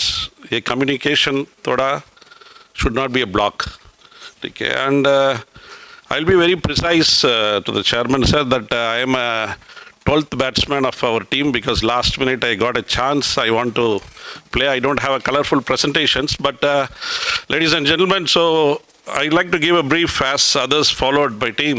Bharat Institute of Higher Education Research, it's a multi-stream university. We are pioneers in southern part of India. When I say multi-stream university, we offer medical science, dental science, physiotherapy, nursing, engineering, technology, arts and science, law, pharmacy, allied health sciences, and it goes on. So when I say this multidisciplinary, we leverage this advantage and we utilize this for a interdisciplinary and multidisciplinary research activities. Earlier few sessions I had to listen to Joshi ji's where I had sessions there where everybody was insisting on the NEP's policies of holistic and multidisciplinary research touched in 11.7 and 11.8 and 11.4 of NEP, or if you take a research foundation establishment as per 17.7 of NEP, everybody is chasing research, and our ranking of institutions all over India comes down because of research activities. This is what my opinion. How many of you agree, I don't know, because we are not able to figure into the Times world ranking to the topmost ranking. That's what everybody is trying hard to achieve it. We have a unique system what called named as Research Promotion and Advisory Board we have, wherein we have brought in all stakeholders in it. We have all the 18 schools, principals and research mentors will be there. We call for the board industry experts as we call for board of studies. We have NGOs. We call industry experts because they come with some problem with the CSR funding, because funding is a major criteria which all our panel members were insisting. So we have that kind of setup, and there we debate and deliberate, and we create a plan for that particular year. We have a long-term plan as well as a short-term plan. Basically, we have introduced a system. Everybody used to have a review of projects reviews, internal review, 1, 2 reviews. It may be engineering technology review projects wherein we call all representatives from other departments to come and participate. Suppose a biomedical engineering review project is going on, we call medical people there, dental people also will come and participate. So this kind of advantage is there because of this multi-stream university. So this is one of the pocket area wherein the networking develops and the problems are widened and the people have a exposure to what's happening in this particular institution. Secondly, we have a flexible choice-based credit system introduced in our university. What we do is, we teach basics to everybody. It's due to, because you all are aware that every institution have their own statutory councils, their curriculum is different, but still we have a zero credit system with, we have introduced, we teach to medical students basic civil and electrical engineering. Because being a medical doctor, they should also know how to handle a basic civil and mechanical issues. Similarly, we teach to engineering technology students what is basic civil laws, what is BNS, what are the basics law available in our country and what development is going on. For a pharmacy, we make them to come and sit with our bioinformatics people and genetic engineering people to understand this kind of credit courses. We keep it so that there will be a networking developed, and we have a effective research mentoring team. That is, all our research faculty members will have a mentoring team wherein mentors are going to groom the students for particular projects. They have an interaction with each of the departments and they do that. And apart from this, research publications we do collaborative. As said our earlier speakers, every institute will try to give incentives. Incentives, when I see is infographics, it was incentives up to 40,000 for a paper publication. It's earlier it was only 5,000 for a paid journals. Nowadays, publishers are becoming very rich. They come into each institution for going for publication of 30, 40,000. They are giving incentive.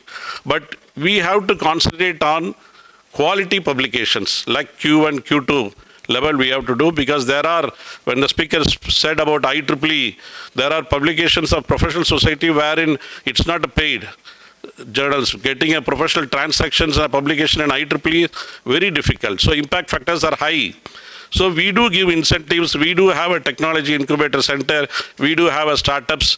We do have a networking for all these developments. But ultimately, what's the result outcome of this? We want to see, when we say research, everybody used to say PhD is the area where when we are doing PhD, we do research, and after that it becomes level of publications comes down. But we want to inculcate research mind in the final year students of engineering technology, wherein we brought them the importance of filing a patents, what is the procedure, how is to be patent has to be filed, what is intellectual property right. And ladies and gentlemen, I'm very happy to share that our university has been recognized in the Asian Book of Records for filing the maximum number of patents of 558 in a single day. मैं ये नहीं बोल रहा हूँ सारा 558 patents product बन जाएगा, but we are inculcating in the mind of students at the age of what maybe 20s or something that research is most important. When he goes for a campus or something, he goes with something, I have a patent, I have registered, I'm working on it. All this helps them for a placement, which in turn is going to help us for the growth of the university. And our university has been ranked in Shimoga World Ranking. We have a good ranking, and our H index, we attained up to 135, which is almost, we are competing with the institutes of National Institute of Importance. And so this kind of achievements are all possible because of a good environmental record system, research practices we follow here in our university. That's the road which has led us to this level of good NIRF ranking in research or anything if you name.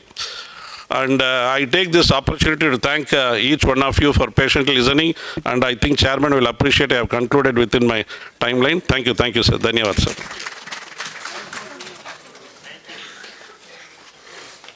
Next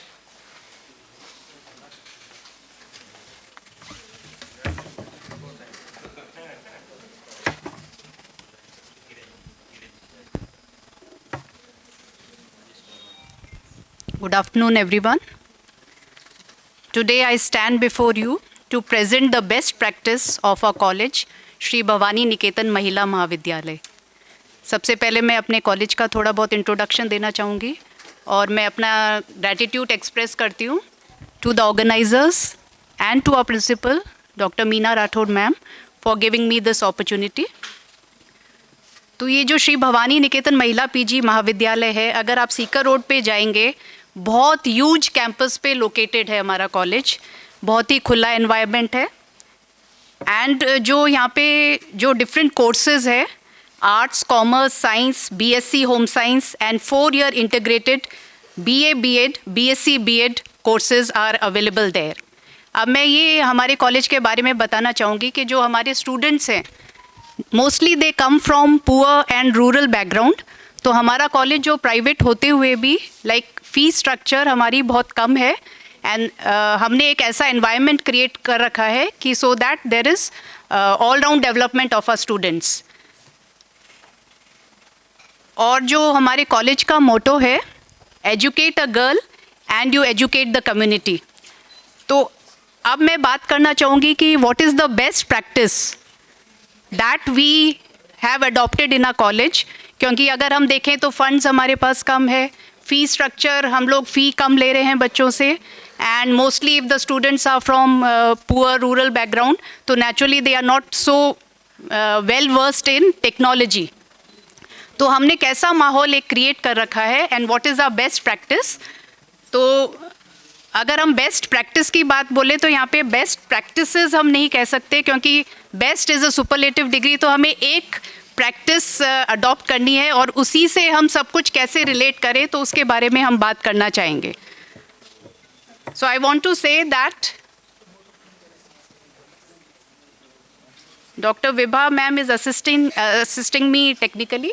तो वो हमारा PPT एक बार present करेगी. तो what ever I speak तो वो हमें practical आप लोग स्लाइड्स पे देखेंगे कि how we have implemented that best practice in a college.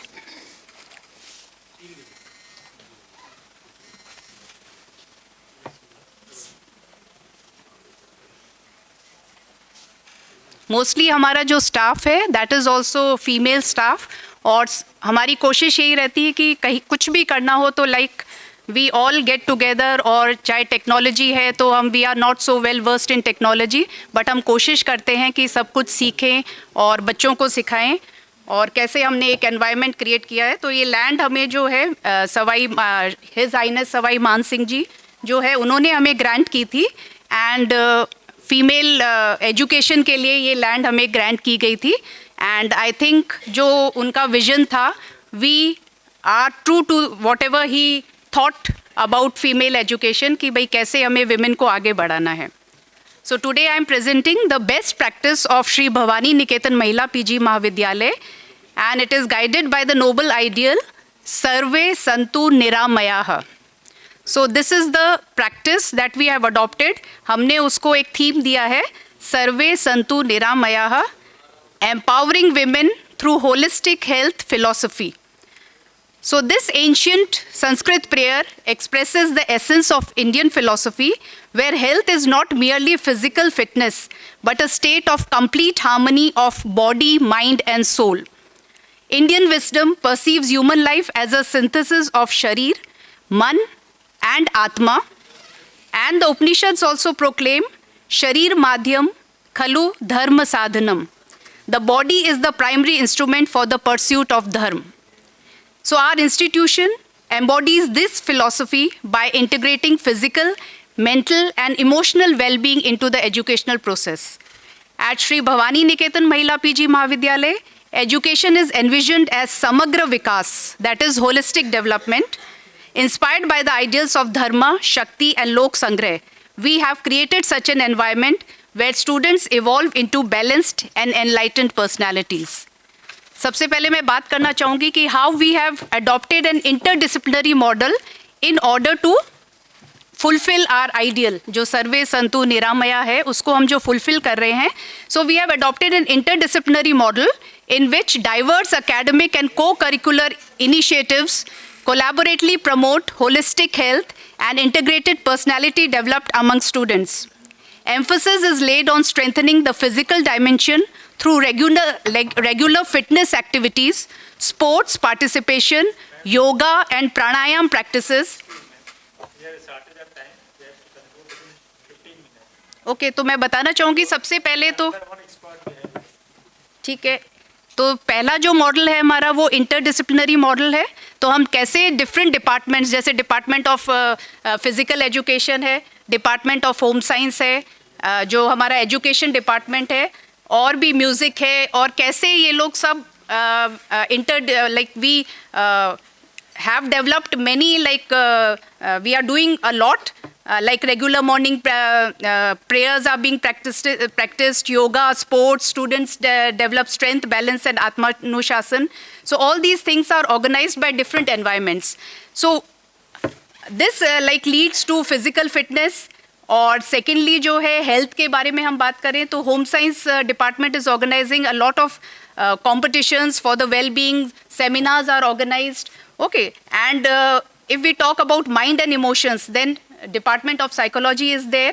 So they are promoting lot of things like mental awareness initiatives, counseling, guidance, workshops on stress management, emotional intelligence, etc. So through these integrated efforts of different departments, all this holistic education, cultural awareness programs, so participation in all these things helps the students to rejuvenate, de-stress, develop creative and emotional resilience. And through these integrated efforts of different departments, students are encouraged to cultivate resilience, Atmavishwas and Bhavnatmak Paripakvata.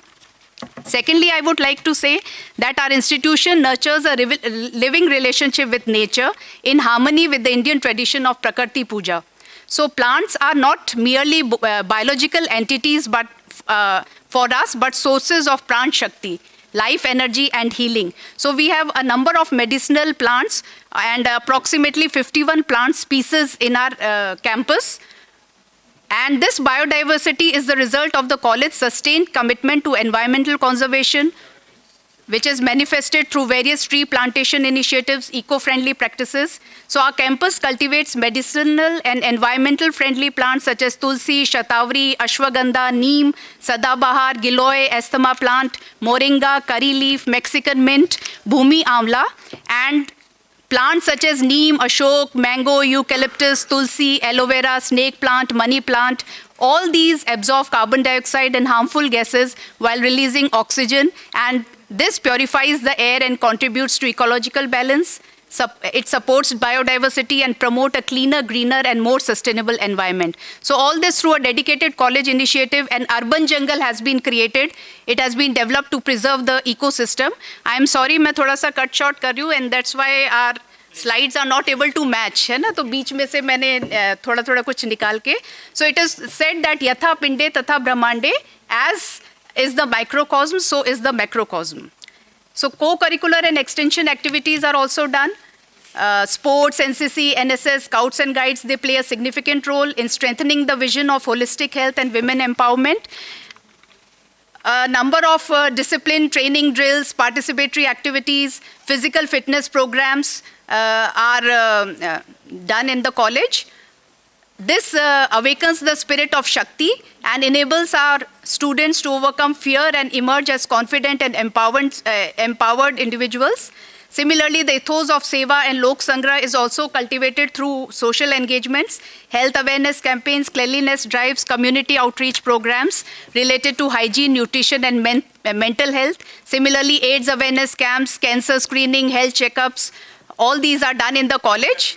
And one more thing I want to say, that our institution firmly believes that true realization of holistic health is incomplete without empowering women.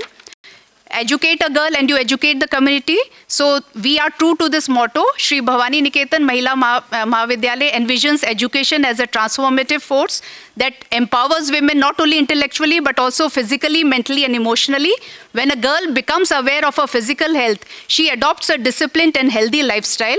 When she becomes conscious of her mental and emotional well-being, she develops resilience, confidence and inner strength. And because of all these activities, our students are doing wonders in academics, research, NSS, NCC, Scouts and sports. They have won many laurels and gold and silver medals in sports, and they have got President's Award, multiple state awards, all these things. Academics also, there are gold medalists in our college.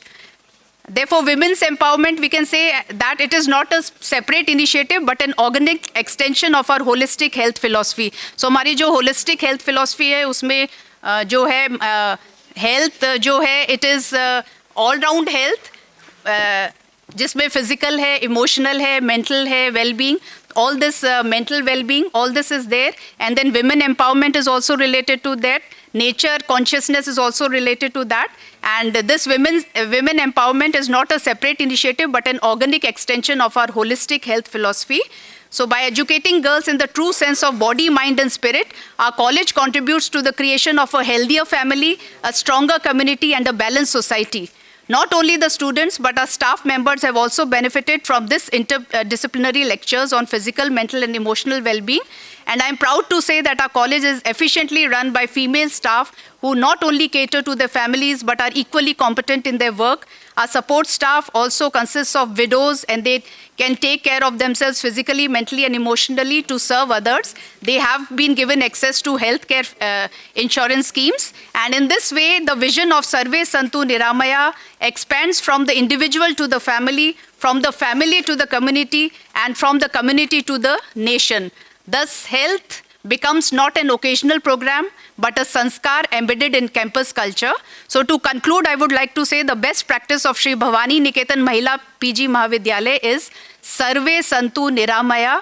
And by adopting this best practice, our institution strives to create not merely educated individuals, but Jagruk, Swasth or Sanskarit Nagrik.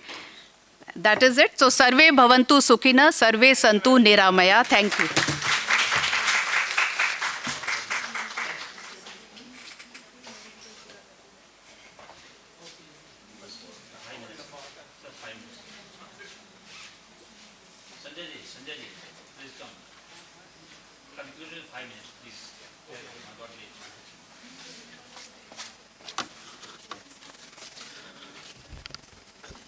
Namaskar, respected chairman and respected dignitaries and all learned persons sitting in this gathering. I am representing the Borderland University. The Borderland University is a state university located in Assam, Kokrajhar district, which is established in 2009.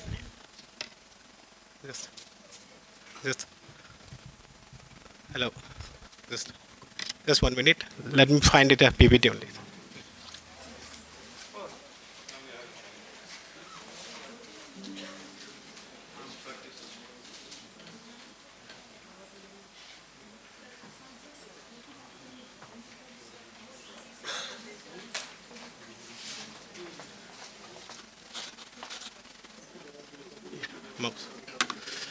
So, as a university, what is the best practices in the research and innovation development program?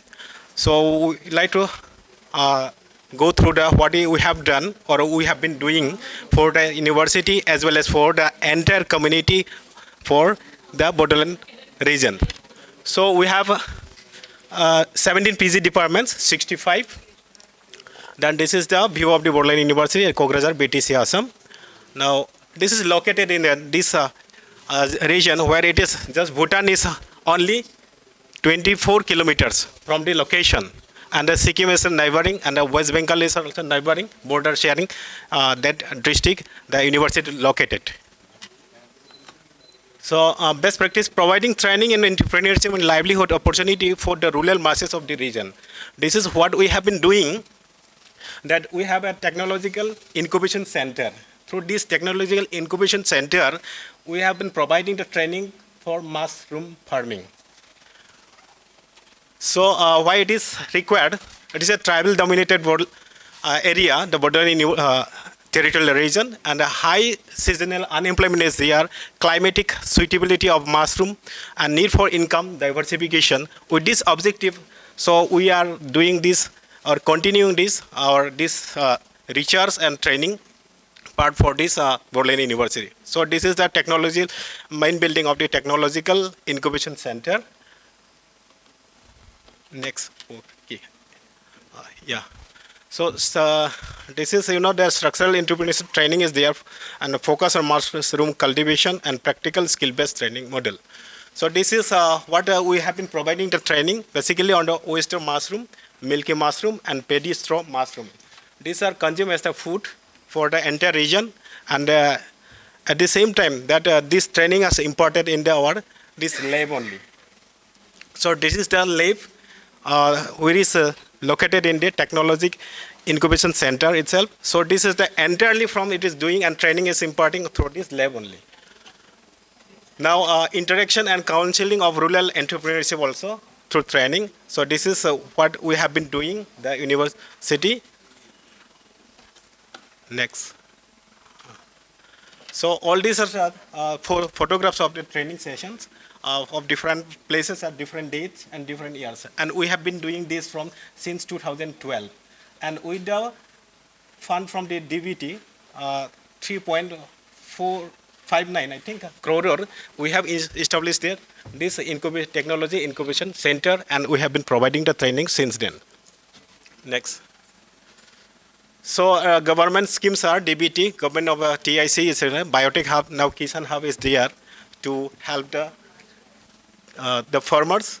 And so far the achievement, if we want to say that there is 203 training programs conducted, and around 12,870 plus rural basin beneficiary has been imparted training. So this is impact on socio-economic, income generation, self-employment, women and empowerment and youth engagement. So technical and technology support, we are providing this as a farmer helplines, SMS-based, phone, booking, technology-enabled advisory. So we are running very short of time, so I'm quickly just trying to say about regarding the research part. This is the newly developed the species of this mushroom, which is done in our technology lab. Next. So regarding this, next. So these are the project funded by the government and non-government agencies in 2025. So next.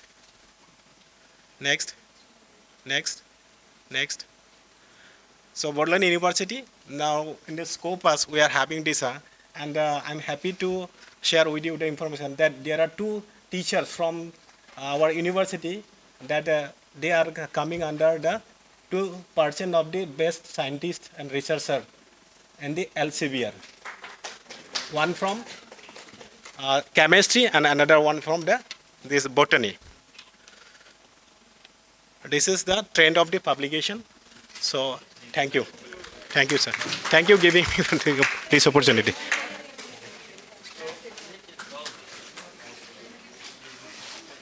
तो सभी को बहुत बहुत धन्यवाद, और विशेषकर audience को। हाँ, हम लोग पहले से ही विलम्ब हो रहे हैं, तो मैं ज़्यादा आप सबका हमारे सारे पैनलिस्ट की बातें सुनी है ध्यान से, इसलिए मैं ज़्यादा कुछ उस पर नहीं चर्चा करने वाला हूँ। विशेषकर सभी लोग अच्छे काम कर रहे हैं। आप सभी ने अपने अपने संस्थान में जो आप अनुकरणीय काम कर रहे हैं उसकी चर्चा की, और मुझे पूरा विश्वास है कि आप सभी को इसका फ़ायदा होगा। जो हमारा विषय था कि अच्छे कार्यों का आपसे साझा करना और कोलैबोरेटिव रिसर्च इनोवेशंस के लिए इकोसिस्टम कैसे तैयार किया जाए, इसके विषय में आपसे मैं केवल 5 मिनट बात करूंगा, और उसके बाद हम सभी लंच के लिए चलेंगे। आप सबके चर्चा से ये निकल के आया कि रिसर्च के लिए फंडिंग्स का एक बहुत बड़ा इशू रहता है, और इसमें मैं आप सबसे ये साझा करना चाहूँगा कि इनोवेटिव रिसर्च इकोसिस्टम डेवलपमेंट के लिए मेरा अपना अनुभव है कि ये शिक्षकों के द्वारा ही इनिशिएट किए जाना चाहिए। फंड्स की रिक्वायरमेंट आप इस हद तक मिनिमाइज़ कर सकते हैं। आप में से बहुत सारे लोगों ने कहा कि हम सीड मनी देते हैं, हम अपने टीचर्स के माध्यम से लेबोरेटरीज डेवलप करते हैं, जिससे कि कॉस्ट ऑप्टिमाइजेशन बहुत बड़े पैमाने पर होता है। मैं इस बात के लिए आप सबको इनकरेज करना चाहूँगा। मैंने अपने अनुभव से देखा है, बनारस हिंदू यूनिवर्सिटी का मैं छात्र रहा हूँ, वहाँ सभी की सभी लैब्स टीचर्स द्वारा ही विकसित की गई होती हैं। आज के समय में आप कहिए तो बहुत सारे लोग आएंगे कि मैं AI लैब डेवलप कर दूंगा आपके लिए, मैं IoT की लैब डेवलप कर दूंगा, मैं सेंटर ऑफ एक्सलेंस क्रिएट कर दूंगा, बट ये सारे के सारे बिजनेस हाउस हैं।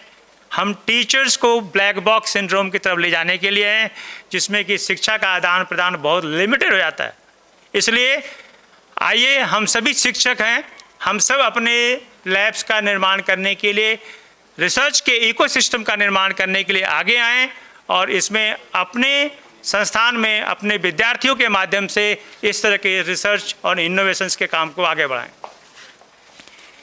आप सब ने बात की, सबसे बड़ा एक इशू उठता है कि क्या हम बंगलोर की मैम ने बात की कि बंगलोर जैसी जगह में सारा रिसर्च का इकोसिस्टम है।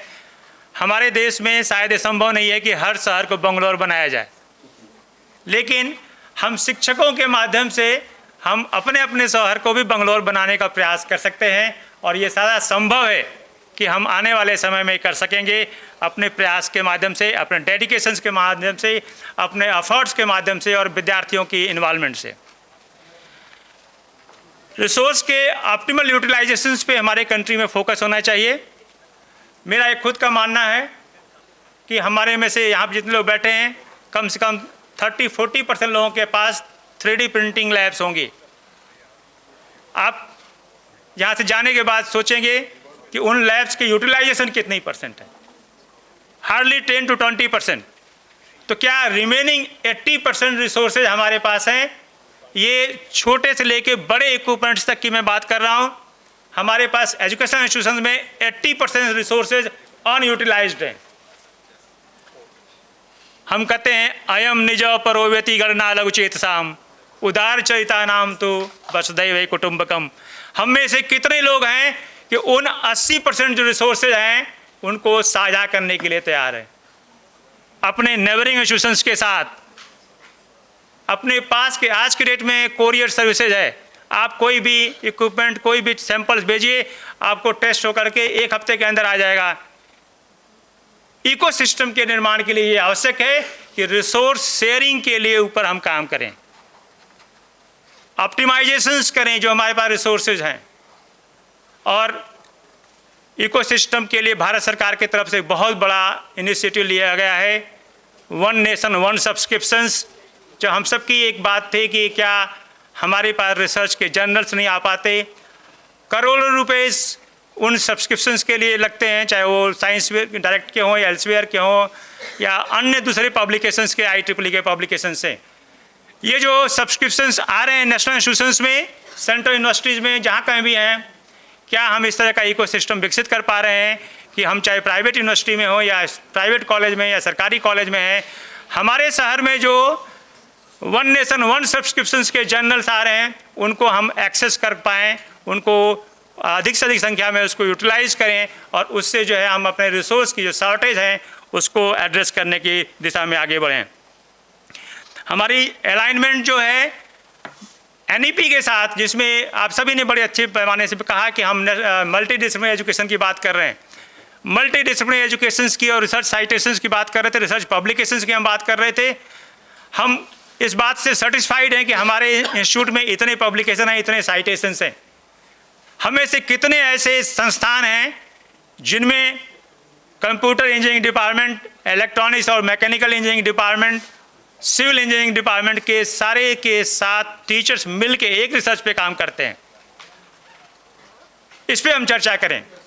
क्या हमारे सोशल साइंस के departments, art, sociology, economics, political science के डिपार्टमेंट्स के टीचर्स इंजीनियरिंग साइंस के डिपार्टमेंट्स के साथ रिसर्च के इकोसिस्टम में एक्टिवली पार्टिसिपेट करते हैं?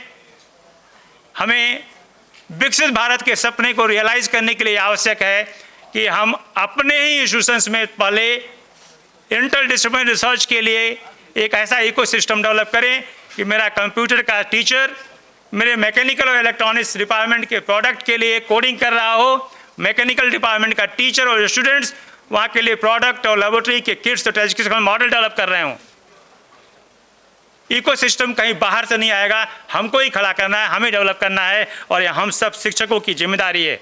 भारत सरकार की तरफ से नेशनल रिसोर्स फाउंडेशन के माध्यम से आप सबको पता है 50,000 करोड़ रुपए annual research and innovation system के लिए प्रयोजित किया गया है और बहुत मुझे प्रसन्नता हो रही है इस बात से आप सबसे साझा करने के लिए कि ANRF के अंदर जो रिसर्च प्रपोजल्स इनवाइट किए जा रहे हैं उसमें जो PI होगा वो सोशल साइंस का होगा।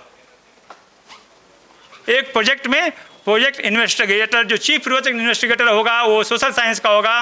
इंजीनियरिंग और साइंसेज के और मेडिकल साइंस के अन्य 3-4 उसमें को इन्वेस्टिगेटर्स होने आवश्यक हैं। भारत सरकार ने एक इकोसिस्टम डेवलप करने के लिए इंटरडिसिप्लिनरी रिसर्च के लिए एक पहले से प्रयास शुरू कर दिया है। आप सब आएँ, आप सब एक्चुअली उसमें पार्टिसिपेट करें, इस बात की आवश्यकता है। भारत सरकार की तरफ से और नेशनल एजुकेशन पॉलिसी की तरफ से एकेडमिक बैंक ऑफ क्रेडिट्स का प्रोविजन किया गया है। आप में से हमारे एक चेन्नई के विश्वविद्यालय से इस तरह का आया कि हम क्रेडिट्स जो हैं इंटरडिसिप्लिनरी क्रेडिट्स ऑफर करते हैं। साइंस के स्टूडेंट्स मेडिकल में, इंजीनियरिंग के स्टूडेंट्स जो फार्मेसी में इस तरह के क्रेडिट्स ले सकते हैं। हमारे अपने संस्थान में इस तरह के प्रोविजंस क्रिएट करने की आवश्यकता है जिससे कि बच्चों को उनकी इच्छा के अनुकूल सब्जेक्ट का चुनाव करने की स्वच्छता हो और वो कर सकें, जिससे कि वो अपना खुद भविष्य डिसाइड कर सके किस दिशा में उनको आगे बढ़ना है। इसके साथ साथ हमको विकसित भारत बनने के लिए 30 ट्रिलियंस की इकोनॉमिक डेवलप करने के लिए हम सभी को ना केवल इंटरडिसिप्लिनरी रिसर्च के फील्ड में आगे आने की ज़रूरत है, बल्कि जब हम बात कर रहे थे सस्टेनेबल गोल्स की बात कर रहे थे, सस्टेनेबल डेवलपमेंट की बात कर रहे थे, उसमें ये आवश्यक है कि हम इस बात पे काम करें कि नेट कार्बन जीरो इमिशंस कैसे अचीव हो सकेंगे, कब तक अचीव हो सकेंगे। हमारे देश में पूरे विश्व की, जैसे मैंने कहा था 17% पॉपुलेशन रहती है और हमारे देश में पोर्टेबल वाटर केवल 4% है। ये हमारे ऊपर जीवन का संकट है आने वाले समय में। हम वाटर के लिए क्या कर रहे हैं, वाटर हार्वेस्टिंग के स्कीम्स में क्या काम कर रहे हैं, वाटर कंजर्वेशन का काम क्या कर रहे हैं, हम अपने ड्रेनेज सिस्टम्स को क्या पोर्टेबल वाटर में कन्वर्ट कर सकते हैं, इसके लिए क्या इकोसिस्टम और टेक्नोलॉजी डेवलपमेंट का काम कर रहे हैं, इस पे चर्चा करने की ज़रूरत है। ये निश्चित ही किसी एक विषय की का रिसर्च का सब्जेक्ट नहीं है, इसमें सभी विभाग के टीचर्स को मिल के आके काम करना होगा। हमें सोशल इक्विटी की बात करनी है। जैसे कल के शाम के सेशन में बात की थी हमारे माननीय मुख्य अतिथि जी ने कि क्या हम अपने विद्यालयों में इस तरह का इकोसिस्टम डेवलप कर रहे हैं जहां सभी टीचर एक साथ बैठ के पढ़ते और पढ़ाते हैं। हम पढ़ाते तो जरूर स्टूडेंट्स को हैं क्लास में, क्या हम सारे के सारे अपने इंस्टीट्यूशंस के सारे टीचर्स एक साथ बैठ के पढ़ते भी हैं? कितनी कॉम्पिटेंसी और कैपेसिटी बिल्डिंग पे हम काम करते हैं अपने अपने संस्थानों में। हमारे संस्थान में टीचर्स की ट्रेनिंग के लिए, मैं टीचर्स ट्रेनिंग के संस्थान से बिलोंग करता हूं, मैं अपने यहाँ भारत सरकार के गवर्नमेंट के इंस्टीट्यूशंस के टीचर्स को ट्रेन करने के लिए आने जाने का किराया, रहने और खाने पीने की सारी व्यवस्था और उनको वहाँ पढ़ाने की व्यवस्था करता हूँ। फिर भी मेरे पास करीब 400 टीचर्स को ट्रेन करने के लिए कैपेसिटी है पर वीक और हार्डली 100 टीचर आते हैं। ये बहुत चिंता का विषय है। हमें से कितने टीचर्स हैं जो अपने आप स्वेच्छा से इस व्यवसाय में हैं? हमें इस बात को संज्ञान में लाना पड़ेगा इकोसिस्टम डेवलप करने के लिए। अगर हम विकसित भारत में अपने आप को देखना चाहते हैं 2047 तक, तो हम सभी को, जैसे कि हमारी NEP कहती है कि एक अच्छे शिक्षक का गुण है वो मोटिवेटेड होना चाहिए, वो संज्ञान लेना चाहिए, उसको संवेदनशील होना चाहिए। क्या हमें छात्रों के प्रति संवेदनशीलता है? हमें अपने संस्थान और मैनेजमेंट के प्रति संवेदनशीलता है, चाहे प्राइवेट में हो या सरकारी में हो, या हम केवल हमें अपने वेतन के प्रति संवेदनशीलता है?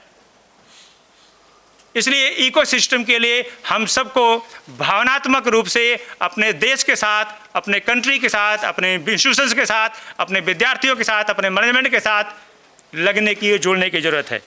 इन सब बातों के साथ मैं आप सबको ज़्यादा समय न लेते हुए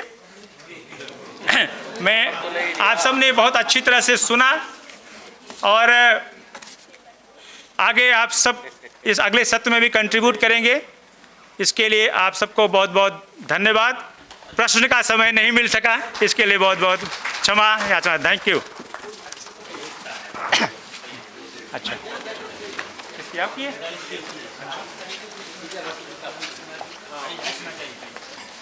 आ जाइए।